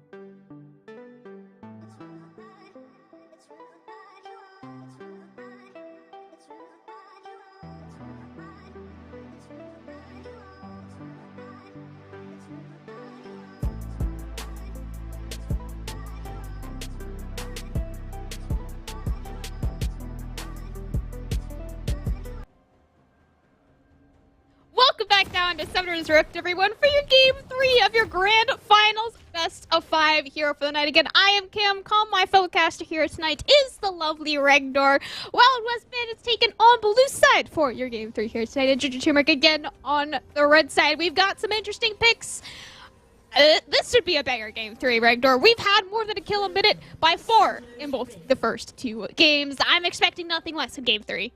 No, I am expecting just a good old-fashioned, like, slugfest here in this game. One of the first things I want to talk about is summoner spells. Specifically that Cry Now on the Yone has TP, not Ignite. Something that's like a 50-50 split, but once again, we saw how effectively they were able to use that in game number 2 to create advantages on different sides of the map. But number 2, most importantly, is John Johns with heal. Draven is one of the few ADCs that if you go look on u.gg or whatever website, Cleanse is the top picked secondary summoner spell because of how important it is that the Draven is able to catch axes and continue to put out the sustained DPS. And when you have an Ashe in your lane, when you have a Skarner that has stuns as well as suppresses, it becomes very hard to kind of fight the 2v2 when you're stunned. So I'll be interested to see how that's going to affect John Johns as the game proceeds. The Mystic Shot will not kick them out in the bush.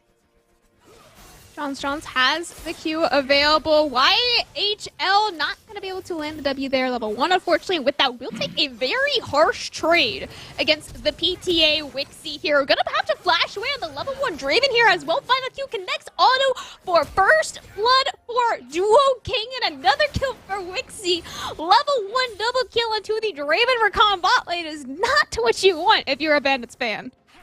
Yeah, that is about as bad as it can go. That is flashes off both of the enemy bot lane for Wild West Bandits. They're losing out with PTA Ezreal showing you what that summoner or that rune can do for you.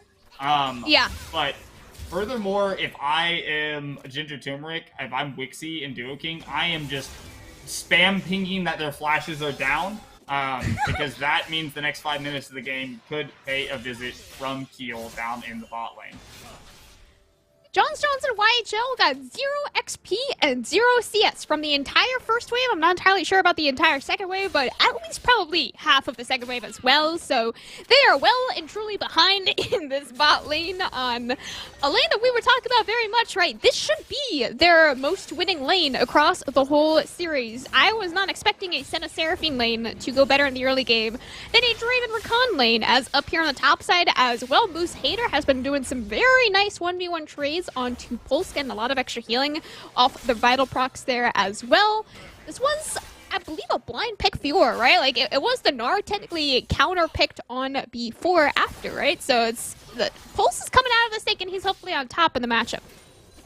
Yeah, this is not where you want to be, especially on Gnar. It did take Grasp, is hoping to be able to trade out with the Hyper procs, but it's going to be rough early on for them, as Moose Hater's going to get a nice little recall off, going to pick up the Cull and just come back to lane and continue to try to keep the pressure on with the wave bouncing back towards them.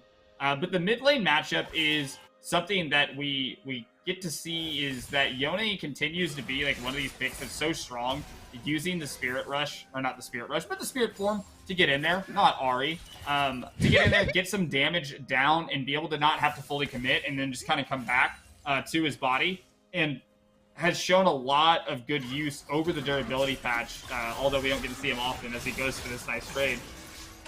Going for a nice trade there, but going for a trade in the midst of an entire cannon wave there for Cry now, so he will not be able to come out of that one on top, despite probably just healing off of Shrimp's auto Zeus. Just he can't really heal off of the minion auto attacks too well. He'll able to take that Spire for himself, but not really wanting to go in for any sort of trades onto Good Sir.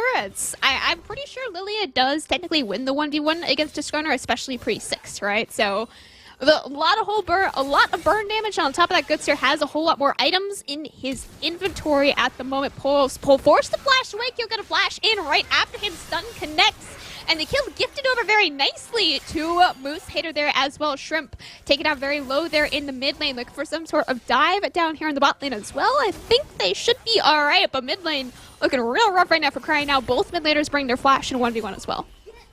Yeah, there's just heavy trading on every part of the map. I really love Keel with flash. Continue. I love Keel with flash on Skarner. I'm a bigger fan of that than the Ghost, just for that reason that we saw right there. Able to flash follow, get down the stun, and give Moose Hater a very well needed kill in this matchup. Already has the Sheen on top of this Cull, so is able to sustain a bit better, and furthermore, just try to continue and push what advantage they have in the lane. Because like you said, only one person can go 0-3. The other one has to go 3-0, or 3-0, yeah. That's how math works. Yes. It's a very snowballing matchup, essentially, is our point that we're trying to make here for the top lane. Ignite? Oh, no, I thought that was Ignite. It looked like the Ignite proc, but it wasn't actually Ignite proc. Pulse just trying to flash away there again, but 2 kills now on the board for Moose Hater on the Fiora, man. I said it's a 3-0 or 0-3 Fiora type of game, right? You go one way or the other. Right now, he's heading towards 3-0. Now, that's, if you're a Ginger Turmeric fan, it's what you love to see. And very important to note, while the CP is down, that's going to be a bigger part later on, is that you get to have your cake and eat it too. You can have Moose Hater pushing side lane, threatening tier 2 towers, but then able to TP into these fights from interesting angles, and really just take the backline by surprise. Draven only has one kind of movement, and that is the stand aside to try to keep somebody off of them, but Moose Hater is going to be able to get pretty good access there if they're able to find a flank. So fed Fiora equals underfed John's on the Draven, who has not been able to find any real success in the bot lane so far. Down in CS, down in kills. Yeah, I was going to talk about how Wixie almost has a 20 CS lead over John's on the Draven there as well, able to transition their very slight lead in the bot lane to taking the first Mountain Dragon as well. Mountain, I would say, is commonly considered the best first dragon, as it's by far the most impactful in the laning phase. The resistances actually do make a pretty big impact in these very short trades here that we have continuously been going for, as I'm not going to mention what could or might or might not be a perfect game right now for AOE. Every time you say it's a perfect game as a caster, it immediately just turns back onto like 3 kills for the enemy team. But currently deathless here for Ginger Turmeric. Yeah, currently playing the matchup to perfection thus far, as this is kill coming down. It is level 6. Is spotted out on a ward there as well. Does not have the flash available for a flash ultimate, but flashing is not even even going to matter. You walk up, you press your R key, walk back into your team, and now it's 2 kills on the board for Wixie. Shrimp here in the mid lane, looking for a 1v1 here on to Cry Now. No flashes available, neither mid laner even burning their ultimates. Just going in for a little bit of a skirmish, chunking about half of their HP each. Yeah, Skarner is a really great champion, rushing the Ionian boots of Lucidity, just a little bit more. YHL catching out Duo King here. Once again, I guess support combat, right? I mean, one of them is kind of playing an AD carry, right? But YHL not going to be able to live for too long. There does get jungler assistance though, and what I thought was going to turn on the head for Ginger Turmeric absolutely did not. I said I was going to curse him. I absolutely did manage to curse him. Johns, my friend, this is not a 1v1 you want to take. We'll be forced to flash away from Wixie as well, but 2 kills for 0 back on the table for Bandits. Yeah, no, that was, once again, something we've seen repetitively from Ginger Turmeric is maybe pressing a little bit too much of their lead, trying to do a little too much at once, as that was 2 people in the enemy jungle, as now Wixie him. Wixie putting on some fancy feet there. If I messed her right there, not a chance I hit that E in time. Nope. No, that is just the beauty of the Ezreal, as we've seen Wixie really having that skill expression to get out of the grand entrance there and try to actually get kill threat back onto Johns in this matchup, 2v1. Very slight lead still in their favor, growing the CS lead now to 30 CS in the favor of Wixie. Again, this is a lane that they are not supposed to be winning. The Ashe Ezreal lane is not played to win lane. It is played to scale, and Ashe obviously to have a CC combination with the Skarner ult later on. And by God, are they winning this early game so far? Once again for the Turmeric bot lane. Shrimp, these 1v1s, man, they're looking real scary right now for Shrimp. There's still no kills in the mid lane here. Cry Now not getting his kill in the mid lane, so I'm not counting it as a kill in the mid lane. So he's still... Oh, okay. Chancellor Crest Arrow is able to connect. Fate Steel back, though. Will, unfortunately, just kill Cry Now. He knew he was most likely dead, just going back in for what he hoped would be a 1-for-1, but good sir, caught out in his own jungle, is able to flash away, and with that in the 1v3, does look like he will just about be able to make that alive. Yeah, that actually looked like Cry Now might have been able to get the kill off the Fate Seal, but Captain Shrimps lives to fight another day. He is going to dash away from the pain. Okay. Very nicely done there by Shrimp. Again, if I'm honest there, not a chance that happens. It's just the skill expression coming out from AOE right now. It's still 2-6 on the kill leaderboard. 3,000 gold again in the favor of Ginger Turmeric. This might actually be their best early game in terms of just general team play, right? Like, game 1, they had a really good early game, obviously, but it was all in the bot lane. This game has been just all around excellent play from AOE, and as I say that, of course, it just immediately starts going downhill. I'm sorry. I'm going to try to stop cursing AOE now. But Wixie is not out of it. Call an ambulance, but not for him. Using the flash, the zip, zap, dodge, dip, and dive as Cry Now is here. Ragnar cursed him. It wasn't me this time. It was Ragnar. I promise. Wixie, no. Wixie, no. Oh no. 150 shutdown back in the favor of Cry Now. Funnily enough, once again, neither of his kills are in the mid lane, so Shrimp, he's still having a good time vibing. He's doing what he does best, getting a CS lead over Cry Now. And also getting the Herald popped down to the mid lane. Shelly's going to give him some gold a little bit as the lilting lullaby is coming through. Will land at the sleep, but not the second damage portion there onto Shrimp, and oh no. I think John Stone's tried to block that for his support, but unfortunately just kind of killed himself in return. Shrimp. Ooh, okay. Nope, okay. He dies for that though, right? Yeah, no, he definitely dies to that. And one of the biggest things thus far is not only is sadly John's 0-3, but the kills around him, he has, like, obviously by being 0-3, has not gotten a cash out yet. That is one of the core things about Dravens is you get more gold for kills. He is printing money. Him plus Pike equals stonks. But no stonks to be had yet in the game. Doesn't even have his Eclipse done yet. Some of the Draven players that I've seen actually rush ER they'll get the Sheen plus a Dirt, as that is an ult thrown down. Gnar thrown down there onto Moose Hater. He's got a lot of healing and surviving for quite a long time here. The 1v3 dashing out of every single ability so far. Still more healing. He has survived for a solid 15 seconds in the 1v3. And in the end, his 150 shutdown will fall to YHL, man. He, again, just putting on the fancy feet, putting on a dance show up there in the top lane. 1v3 will not stop him for a very long time.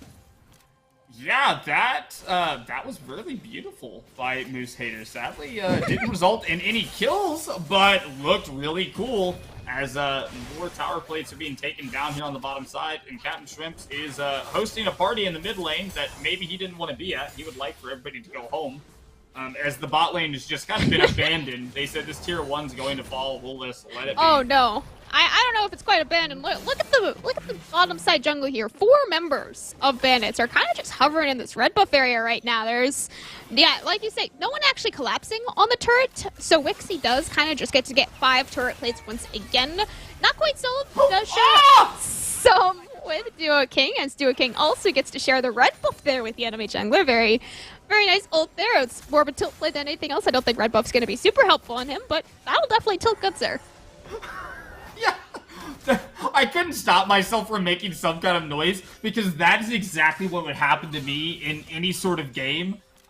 Just trying to get my buff, and then a stray ultimate actually steals it away. Yeah, the support ulted and stole it from you. How do you feel?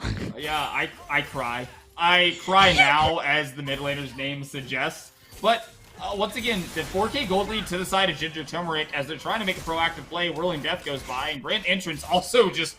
Oh, so close. Duo King did have to burn the flash for that one at least. YHL using both the W and the ultimate for that attempted to engage, but unfortunately just no CC actually landing Duo King again. We're putting on a dance show in this game right here. There's not as many kills in this game as we've had in Game 1 and Game 2. By no means is it any slower than Game 1 and Game 2. But I will say that it's not, I don't want to say action-packed, as Duo King, or Moose Hater is going to throw down the Grand Challenge, actually.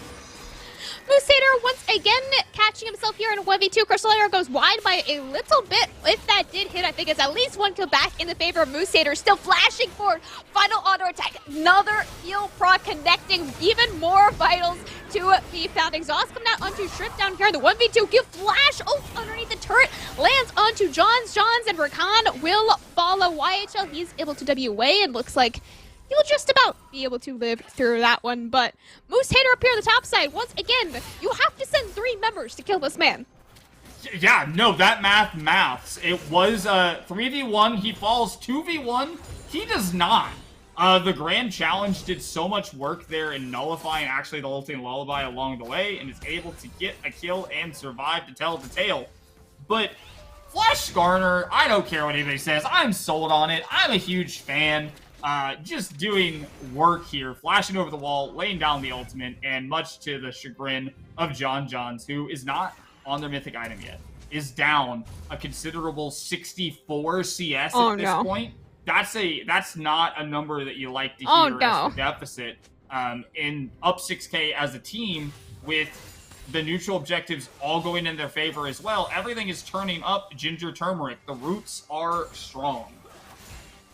That is a 10 CS a minute, Ezreal right here for Wixie. Good sir has the crown, but does get that pop there by Duo King's W, landing the Triple Crystal Arrow after that as well. But unfortunately, no follow-up CC. We're kind of just playing to tilt them at this point here, which, I mean, Ashe support absolutely does tilt the enemy. I don't think that Fate Sealed lands, but Riot says it does, so I guess it does. Shrimp still, though, doing a lot of damage here in the 1v1, even through the shield bow propped from Cry. Now, he tried to ult in, not going to be able to flash out of that one. 1v1 kill for Shrimp. Wow, Shrimp is a strong man with a tower at his back. And this is that range that we talked about. This is why Azir is becoming more and more just blind pickable, and saying that, hey, we take out maybe the Corki, so you don't have the Corki Azir matchup where you're both just going to trade and scale. But instead, playing into the Yone is able to get a lot done, as Johns has to just run. If he turned back for even like 1 pixel right there, if he just clicked behind his champion, I think he would have just died there. Keel running in there, does have the flash, and the ultimate available lands it onto Gunstar, but Gunstar flashing in, lands a triple lullaby sleep, but no one is there for any follow-up damage. TP coming in just a little bit too late there. YHL, once again, lands CC onto 3 members, but there's just no damage follow-up. A landing all the CC, but not together, and no damage means you just fall instead. 2 more kills in the favor of AOE. My brain feels like it's broken as that is, Ash just got taken off the map. It looked like YHL TP'd in. Yeah, that's what does he have spellbook? I can't see what... Yes, he does. Okay. Okay. I didn't notice. Sorry, guys. I was so confused. I was like, wait a minute, that's a TP run with support. What happened here? Both casters are in shambles. Yep. Caster moment. Caster, by the way, yep. That was too great of a moment there. We are professionals, as well as these players are professionally running the Rift right now as Ginger Turmeric continues to just command this lead here and is on Soul Point just at 19 minutes. This is the first game where the Soul Point is actually early on in the game, and especially Infernal Soul, especially for the Azir, for the Ezreal, with the range and kind of poke that they have, is so extremely effective. Man, I really just hope that YHL's TP confused the players just half as much as it confused us, because I was so confused. I was like, was it just a bug? What happened here is, yes, your good analysis point of the Soul being very early. When I say tempo in a game, I largely consider tempo based on how early the Soul is in a game, and yeah, the Soul before 25 minutes, the earliest we had an even potential Soul in our other 2 games was, I believe, at 35. So a whole 10-minute lead here in game number 3 here for Ginger Turmeric. They have the 3 dragon lead as well. Not a single dragon for the Bandits. Yet another excellent engage there from a Shrimp. Landing his ult onto 2 members before he trades his life in return. Johns just simply cannot do more damage than Wixie at this point in the game. Final W from Duo King connects there as well, securing the kill for himself. Plus the Rift Herald's been pushing there on the bot lane. Meanwhile, up here on the top side, Moose Hater having an excellent time in the 1v1. Just kind of vibing there with Pulse. Yeah, now Draven did get a cash out. I don't know how big of a one, but you know. Yeah, that's what I'm talking. The League of Draven's online. The bar is open as it looks like Shelly's gonna get one more push out here. I want to see the turret hit. No, I don't care about the 1v1. Let's go, Shelly! She got another turret. I'm so proud of you, Shelly. Shelly got 4 turret hits if you include the inhibitor hit as well. I know it's not technically a turret hit, but it basically is in terms of how much HP it takes away from Shelly. And right now, literally just 1 shot before the team fight even starts. He landing a really nice ultimate there as well. Does buy a couple more seconds there through the Zanyas, but Good Sir will still fall. 4 members just instantly 1 shot from Wild West Bandits again. AOE Ginger Turmeric, they lost game 2. They said, we're not dropping another one here tonight. Quadra kill from Wixie to close out game number 3. AOE Ginger Turmeric 2-1 up in their grand finals best of 5.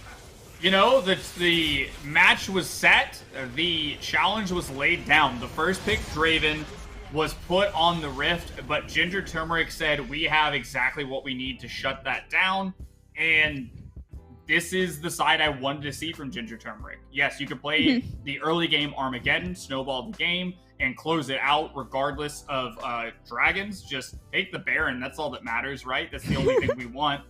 To play in a much more controlled style, able to just get the upper hand on the bot side and create disparity in the CS, and then just play around objectives really, really well. And guess what? They are now on match point. They are now on the match point. The Bandits have to win Game 4 and Game 5 to take home the UPL Championship from here. That was a 21-minute victory for AOE Ginger Turmeric. Very close to a Dancing Shelly as well. I would have been so excited to see a Dancing Shelly. She got 1 Nexus turret. She unfortunately didn't get to survive for another Nexus turret, but I mean, how else do you go on from here? Game 4, we're gonna get a Dancing Shelly, right? That's my expectation. But we do have to wait a couple more minutes before Game 4 does land here. Quick break as we head into your Game 4 of your Grand Finals Best of 5.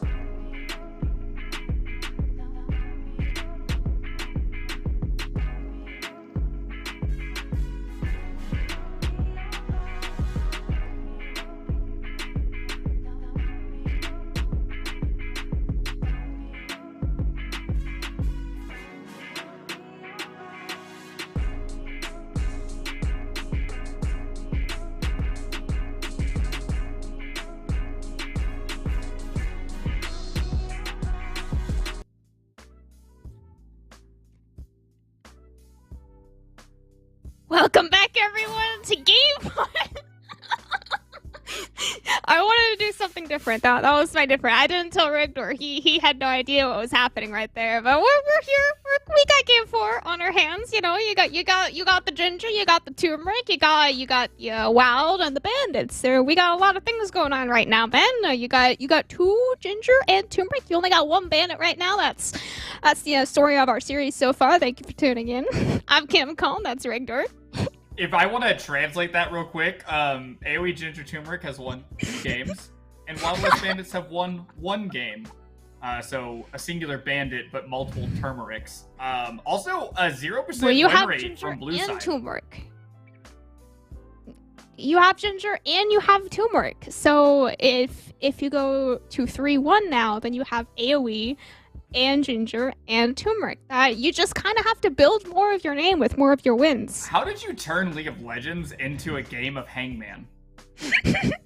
But in reverse. I have skills that you have no idea about. Like turning anything into Hangman. I guess that's fair, but the question is how... Your name is George, by the way, in case you're wondering. Your name is George as well. Yeah, I saw that, I think it was Axeman said that it was an anagram for my first name, which is technically correct. But I didn't know that the letters of my name spelled George. I'm still not entirely convinced that it does. No, it doesn't. That's the funny part. Okay, yeah, great. I did graduate high school, I swear. But, you know... It's interesting, and I think that if I could draw it back to the game somehow, it's going to be interesting to see if Ginger Turmeric can find a way to win from blue side, because, like I said earlier, it has a 0% win rate in the series, and a lot of this has been the question of the bot lane that gets ahead is the team that wins the game, and we saw what happens when either side can get a lead. Given Wild West Bandits' win was a bit more drawn out and had a lot to do with Pulse up on the top side on the Yorick, who we have to think Pulse is going to get counterpick. That's where I think the counterpick goes. And what do they do with that? I mean, I agree that just, like, technically speaking, yes, the bot side that's gone ahead every game is the one that's won every game so far, but the one game that Bandits won, it was Pulse, man. Like, that was a 1v9 Yorick game. That was 99% of your turret damage as a team share onto your Yorick. Like, they don't take any turrets that game if Pulse is not the one doing the turret damage here, as we have, once again, swapped sides. We have not stayed on the same sides at any point during this series. And yes, blue side, if it continues to lose in every single game so far, then Ginger Turmeric will take us to a game 5, and then they will be on the red side once again, and then it'll be Bandits on the blue side, and we all know what happens on blue side. Yeah, you just lose, Forehead. The question I'm gonna ask is... Just lose. Do we get an ego pick? And specifically, is that ego pick going to be Draven? Or are they gonna leave Callista open? And if Callista is left open now with the Seraphine being banned out, do we just run it back? Do we just say, just get rid of the Nocturne and now we have a serviceable team? Or do we go a different direction if we're AoE Ginger Turmeric? I mean, Karthus and Fiddlesticks have been banned all 3 games so far or all 4 games now by the Bandits, so this last ban is the only one that's been changing between Draven or Callista.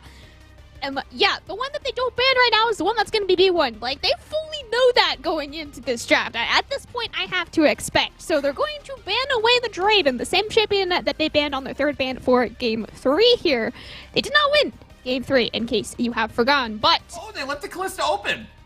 The Callista and Renata have been let through. That is my very much expected R1, R2 now for Bandits. But this is a gauntlet thrown down.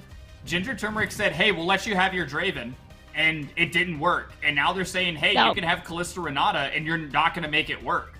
They are saying we are prepped for these answers. And I just love the cerebral point of view from this, because it can be a trap.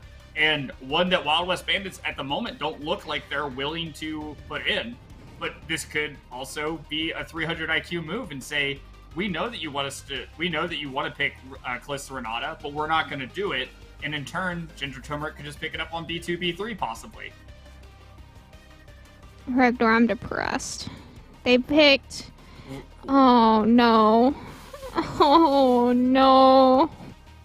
Oh, no. Okay, so, for my amateur team, for context, I'm Plat, my amateur team is Plat.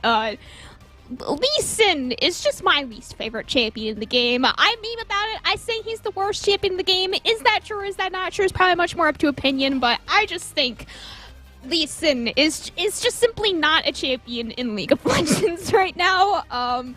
LeBlanc is also up there on my list of champions that I just don't think are a champion in League of Legends right now. So this makes me very sad. It does. I wanted the game 5. Okay, so Capcom's doom and gloom right now. We don't have time for that. We've got time for PMA. That's a positive mental attitude. Lee Sin is one of the best proactive junglers in the early game when paired along strong, stable lanes. And I think that it's a good connector, right? This is the... What happened? Wait, what is happening now? Is that a Rammus? I'm confused. Can I get a refund? There's a LeBlanc, Lee Sin, and Rammus in my game.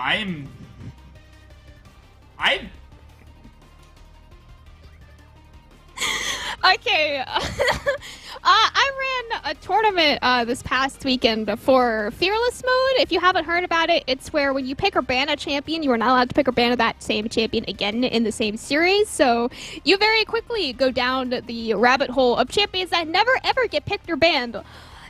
These drafts have been looking quite scarily similar to drafts that I saw in some of the series over there. Can't say I've seen Rammus too much. Also going back to the LeBlanc, listen, can't say I've seen those too much here either, but the Sivir, thank goodness we locked an AD carry. I'll just say that. Yeah, this is definitely atypical in a lot of ways. I think that, to the earlier point before I was pogging out about a Rammus, is that Lee Sin's a really great connecting champ that can help carry the early game, and once they get around that 2-item point is where these other champions are getting a lot more online. So then Lee Sin's just looking for those nice insects in and kicking out key members, and that's kind of their role in life. But LeBlanc is a champion that has gotten buffed. Now you'll be able to use the Distort and actually kill backline minions and get pushes. This is a really interesting comp with Wild West Bandits, but I don't know what to make of this last pick if it goes anywhere else other than the sad boy Amumu. My sad present friend Amumu? Aww. I wanted sad present friend Amumu. Present skin is by far and away the best Amumu skin, in case anyone was wondering. If you are playing Amumu and not taking sad present, you are trolling. I actually really like the spot lane matchup here from both teams. I'm going to completely ignore the top side, as we have been doing all series long here. The bot lane matchup, again, we've memed about it. Bot lane matchup keeps winning the game. This is going to be no different once again. I think this is going to definitely be fasting Senna's support here, and then obviously Aphelios AD carry. I think Aphelios Senna is a very, very strong 2v2 lane, so we can, again, just ignore the top side of the map. Aphelios gets a couple of kills in its own Wixie, of course, so Wixie probably going to get a couple of kills in laning phase. We'll see how well that goes. Sivir Karma, a whole lot of mobility, a whole lot of shielding, a whole lot of... We can spell shield, we can run really fast, but we're not going to do a whole lot of damage before, you know, level 6, level 11. Like, they need a lot more time to scale than I think Aphelios Senna do. And they also match the scaling, right? Is generally why Karma is usually picked is that it helps contribute to wave control and early poke, having a double range setup, but that's matched by Ginger Turmeric and equally scale just as well into the game.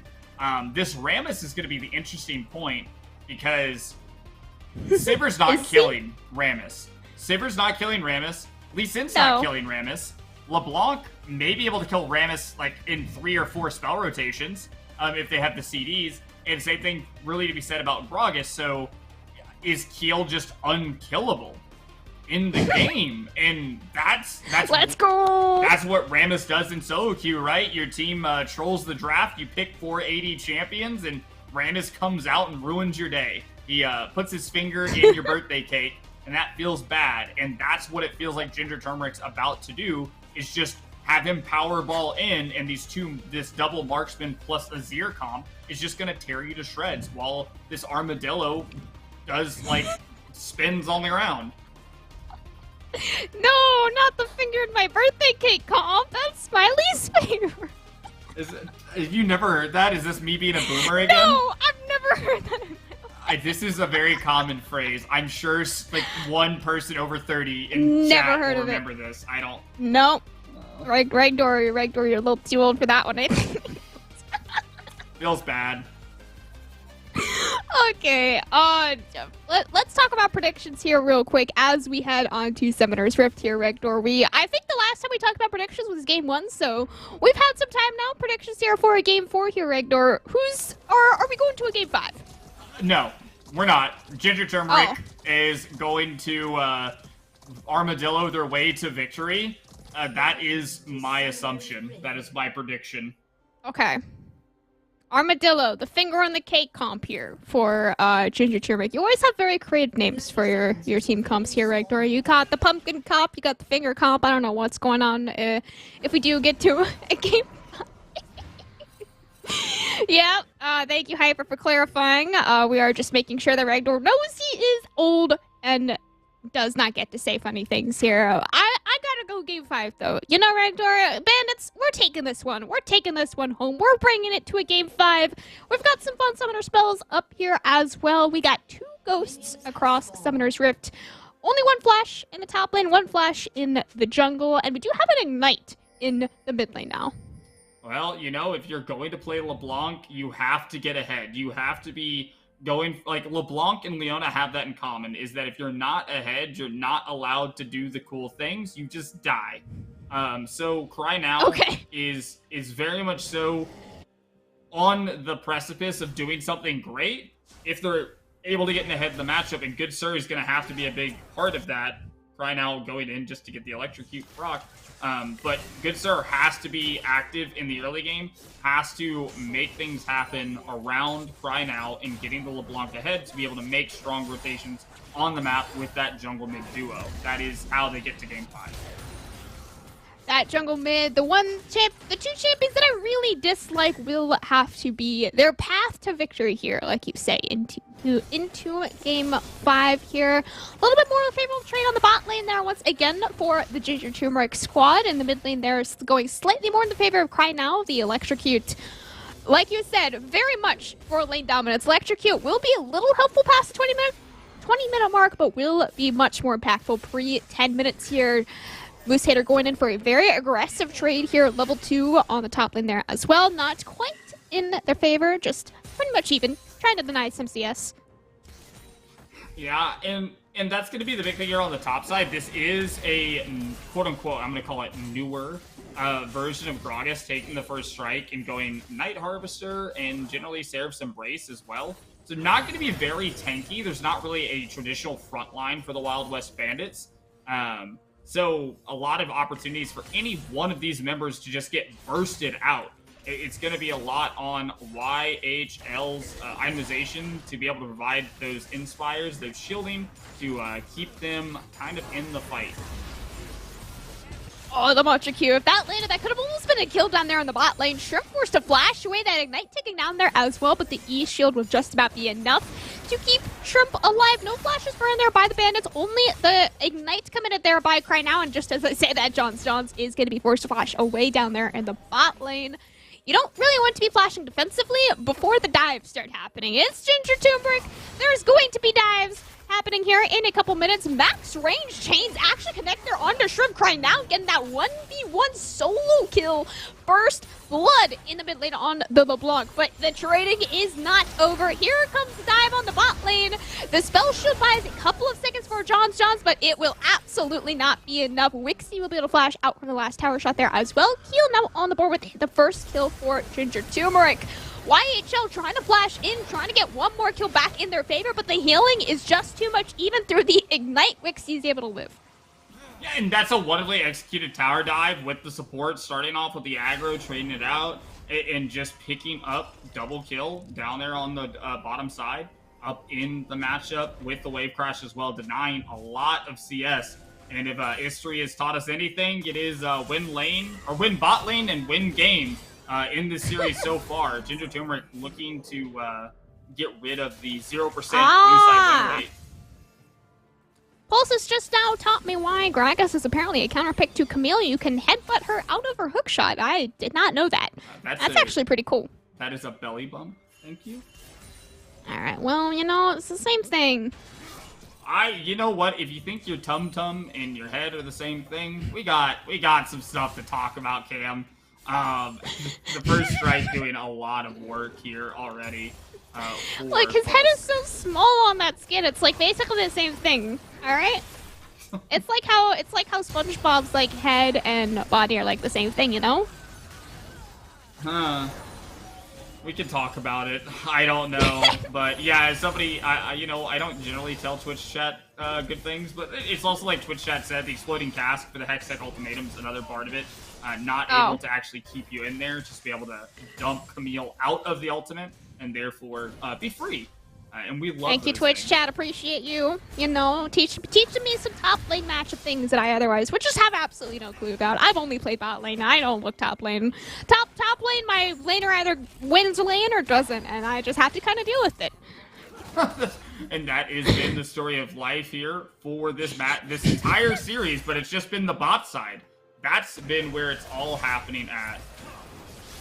I don't have a kill a minute, Ragnar. I don't know what I'm supposed to be doing. What? Oh no. Keel's having a rough time here. The Armadillo rolling, unfortunately, towards the clone there, predicting the 50-50 slightly wrong between the clone and the real one. Importantly, though, as well important to note is Cry now having a Dark Seal. Yeah, that's hoping to stack up the Infinity Gauntlet along the way to being able to actually one round a carry on the side of Ginger Turmeric, as we've seen this before. We've seen this before, but what we have not seen is Good Sir is here for the counter gank this time, has the exhaust on him though, and that basically negates his entire damage. YHL, he does have a lot of shielding, not going to be as much healing, and will eventually burn down there as well. Good Sir going back in, gets the final take on his smite there as well. Going to have the blue smite completed now. Duo King knows he's going to die to Cry now. Either way, trying to trade it back onto Good Sir, but unfortunately Good Sir playing at max range will still fall. I believe that was a 1 for 3 in the favor of Wild West Bandit, or Ginger Turmeric actually.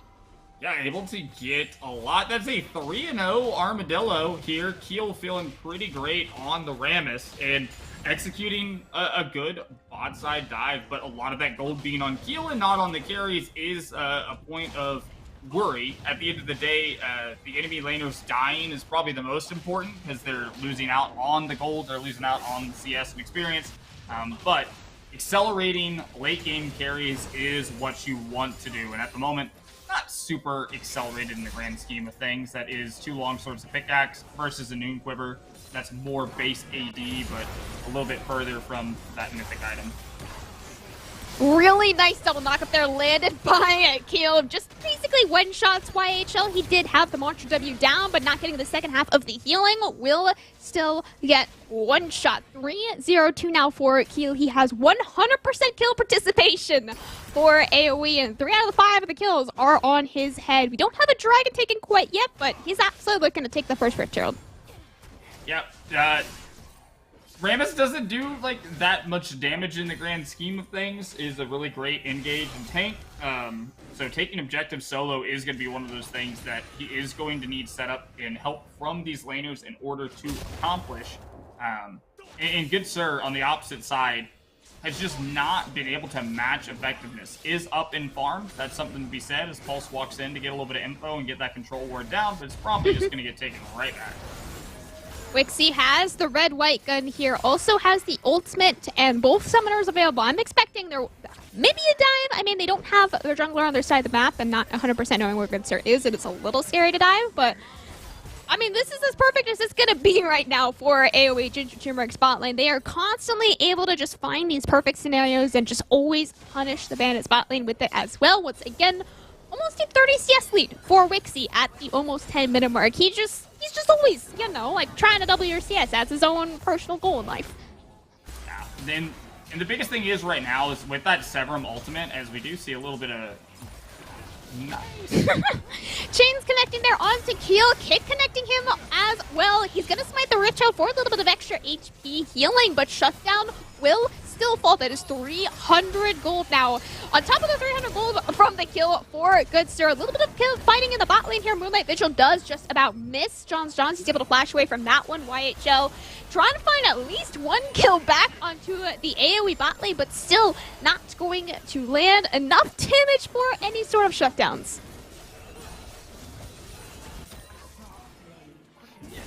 Yeah, I'm just watching. Sorry, I was just watching this trade going back and forth. Is now it's looking like the Wild West Bandits bot lane is getting a bit of the upper hand, and that's the biggest thing, is that you need Severum and Crescendum to really take these really hard fights. Is able to try to get that Moonlight Vigil off to really stack up chakrams and get the kill, but not able to, and we're starting to see the effectiveness of Karma coming through to be able to stand up front and just do ludicrous amounts of damage with the Mantra Q and using the Inspire, as they're going to force him out of lane. Keel's going to kind of come down here and bail it out.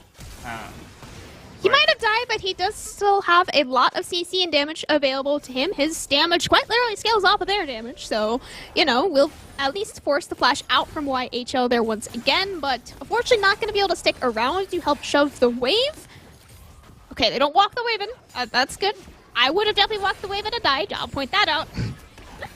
Yeah, no, absolutely. You automatically think, no, the laner's left. They're definitely not sitting in a bush ready to punish me for being a little greedy. So they won't get that wave crashed, and should put them in a spot where the wave will just be neutral on their return. Shrip able to land the knockback there onto Cry now, but the Q from Lisa just about will miss. Shrimp still holding on to that flash, most likely looking to flash over the wall. Cry now reading that will follow the flash over the wall there as well, connecting him with the Ignite kill a little bit late. He's trying to survive now in the 1v2. His mid laner has already fallen. The top laners now arriving for the 3v2, and just like that, one more member will fall. The mid laners are dead, and now the support is roaming up. Duo King flash WQ, just throw everything at the enemy. Pulse, he is still trying to run away. He has the exhaust, so much slow, so much CC. YHL arriving on the top lane here as well, and hookshot over the wall. Duo King now on the board with his second kill of the game. AOE once again coming out on top in a random top lane skirmish.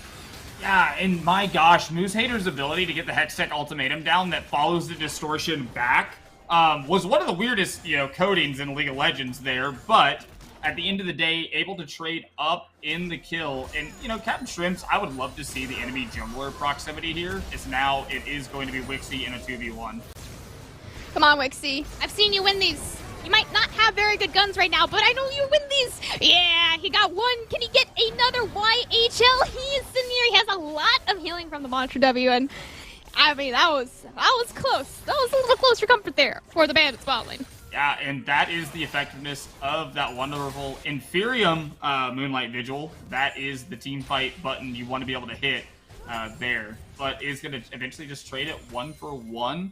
A lot of mythics not really coming through yet, just really the top side of Turmeric and the jungle of Wild West Bandits hitting these main points that Board Drink are going to be very important for Good Sir to be able to try to stay and sustain in these fights. But as we saw, Keel was fighting basically 2v1 for a solid 30 seconds before the top side showed up with Pulse and Moose Hater, and still survived all of that, which is ludicrous. Yeah. They were not on Sunfire Cape yet.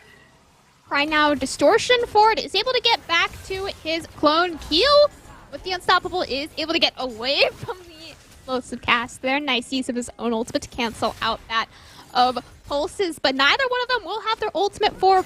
I mean, I was going to say the dragon spawning. I just realized it's still the first dragon. No one has actually taken this cloud. We have completely ignored the cloud dragon for the first 14 minutes of this game.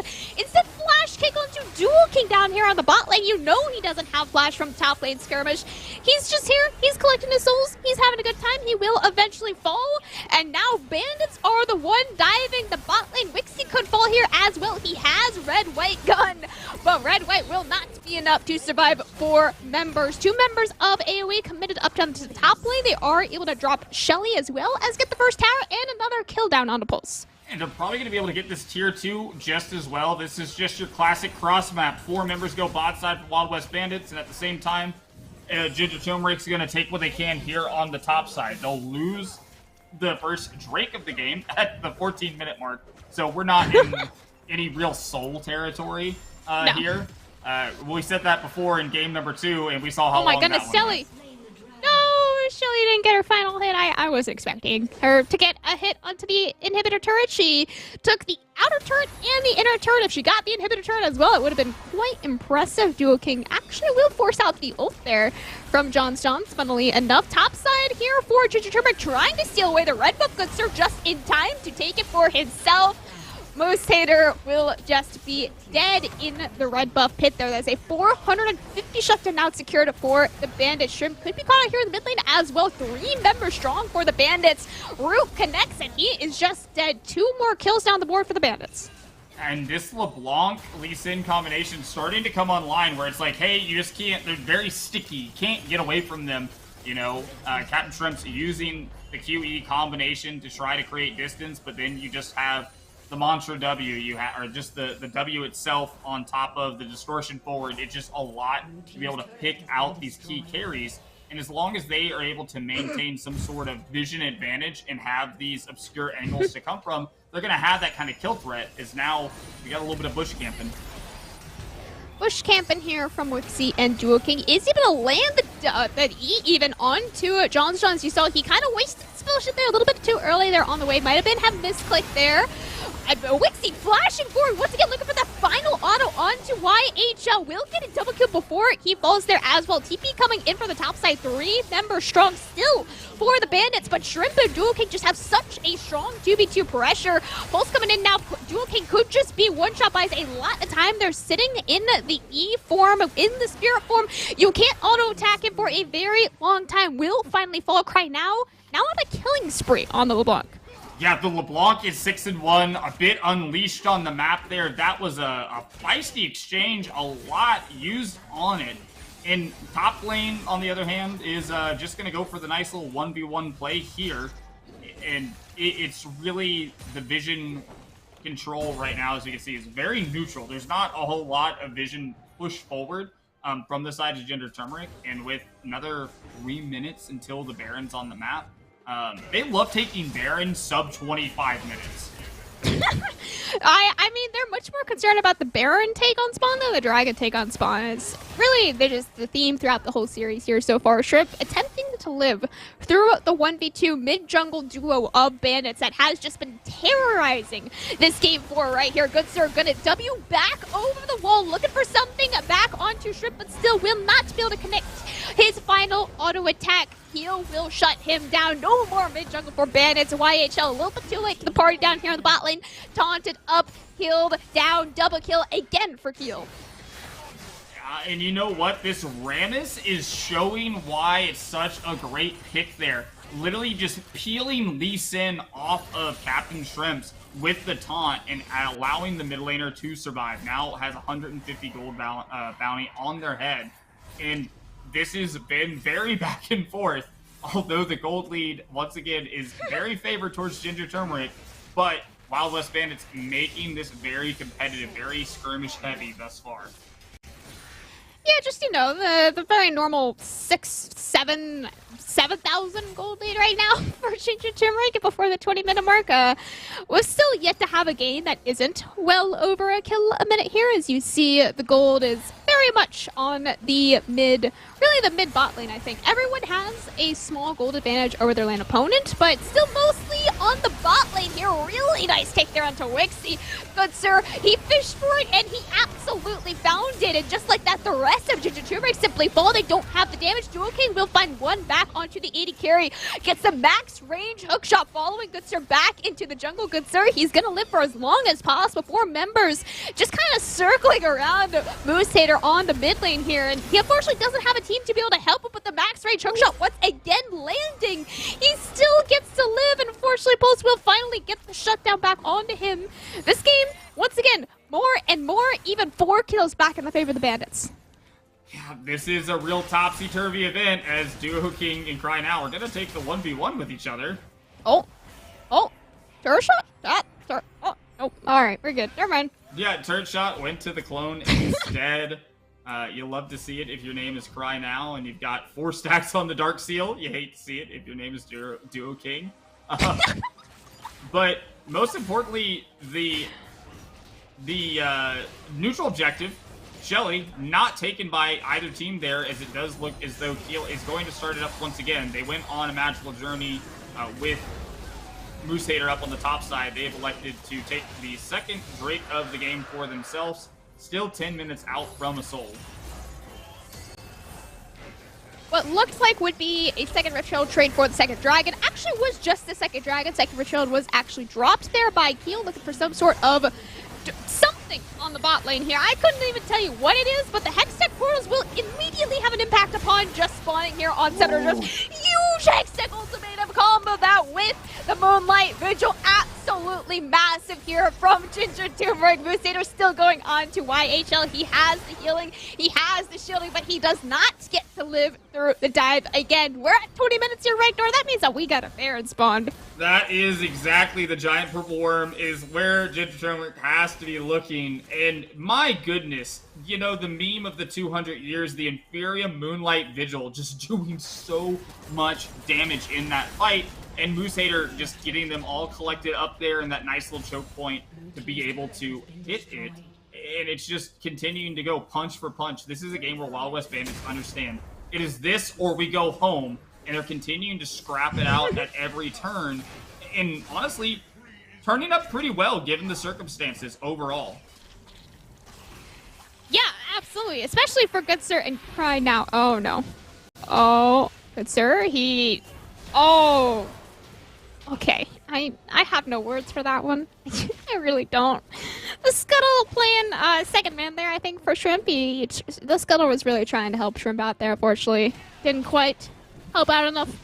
No, it's still what, you know, get Good Sir there. Maybe not connect the Sonic Wave to damage, but still keep him in range. As the distance now on Good Sir is going to do a bit of work in these fights. And it's important to note, we've talked so much about how the bot lane has been making the impact in the rest of the series. As Good Sir is going to go in again here. Good Sir trying the same exact play here again. It worked the first time. Let's see if it goes the second time. Good Sir flashing in onto Dual King Keel.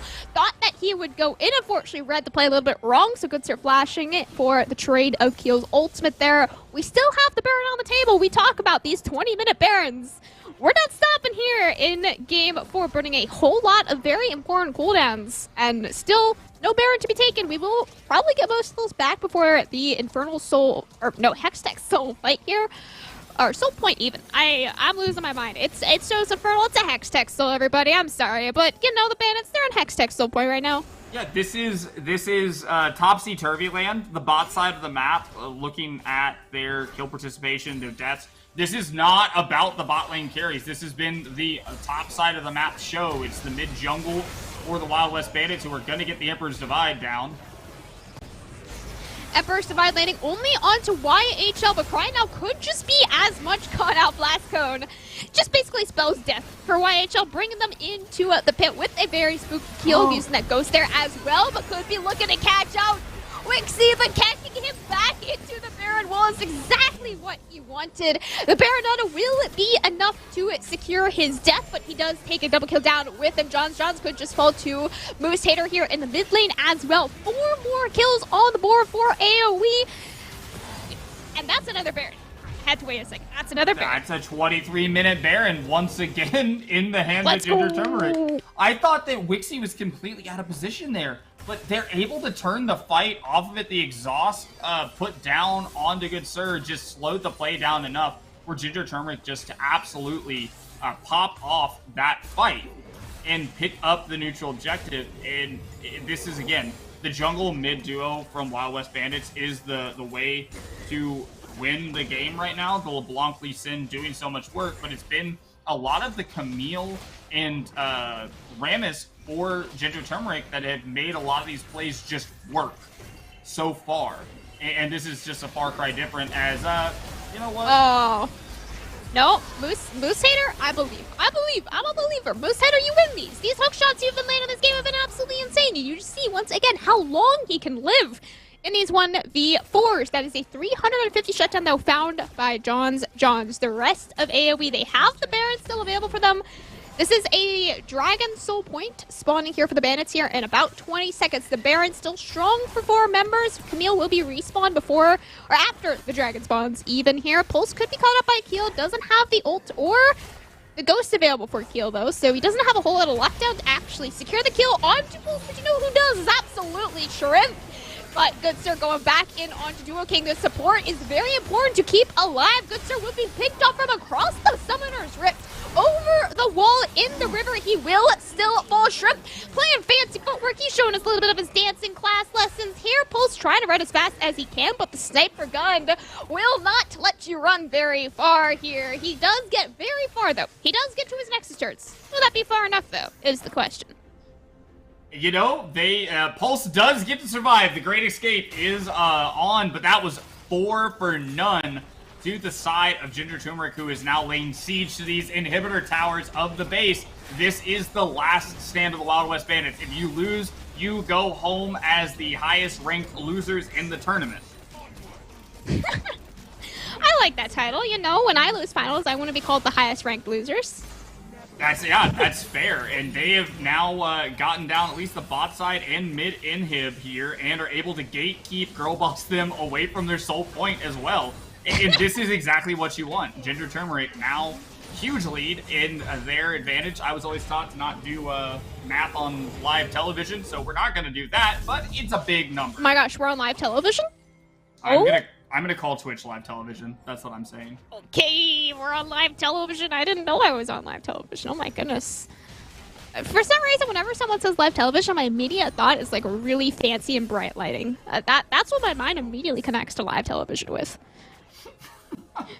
You know what? This is live and in style here as Ginger Turmeric are trying to secure what has been just a masterful game thus far, and a lot of that on the back of the armadillo here in Whoa! Ragdor hating on the armadillo here. Calling him the wrong species. Ragdor, I can't believe you would do such a thing.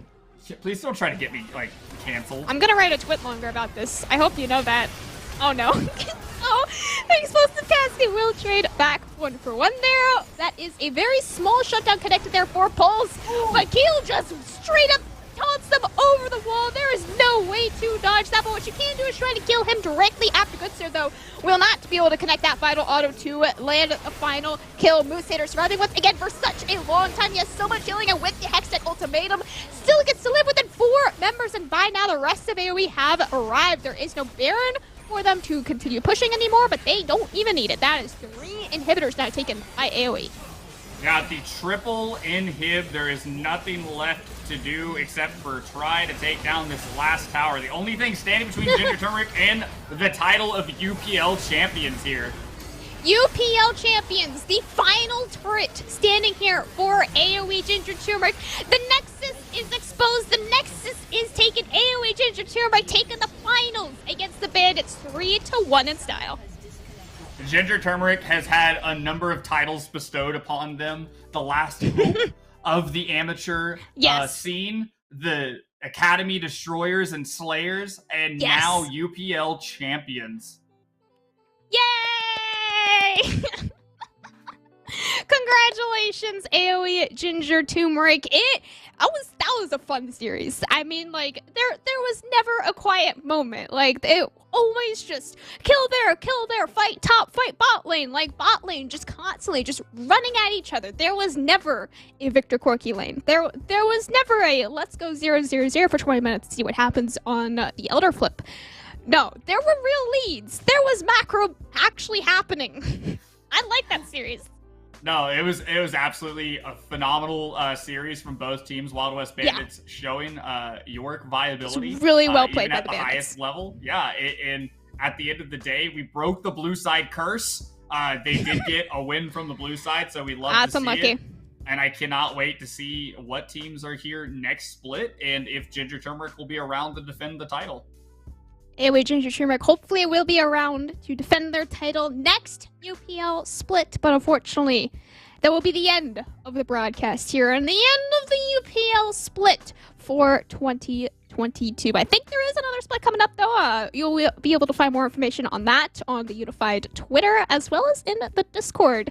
Thank you for Zowie and HyperX for sponsoring these streams. Thank you for Hyper behind the scenes, making sure that all the buttons are pressed, all the things can be seen, and all the things can be heard. Thank you, Regdor, of course, for being the wonderful caster with me. We were here for most of the games, you know? You and I, we were here pretty much almost every single week. Had a very fun time. Thank you for Unified for letting us be here to cast it. I had a fantastic time. This was a banger final series, and I'm glad we could close it out here together, Regdor. Have a fantastic rest of your Friday evening, everyone. Yeah, we have to do one thing. Oh no. We have to do we have to do one last high five. 3, 2, 1. Yeah!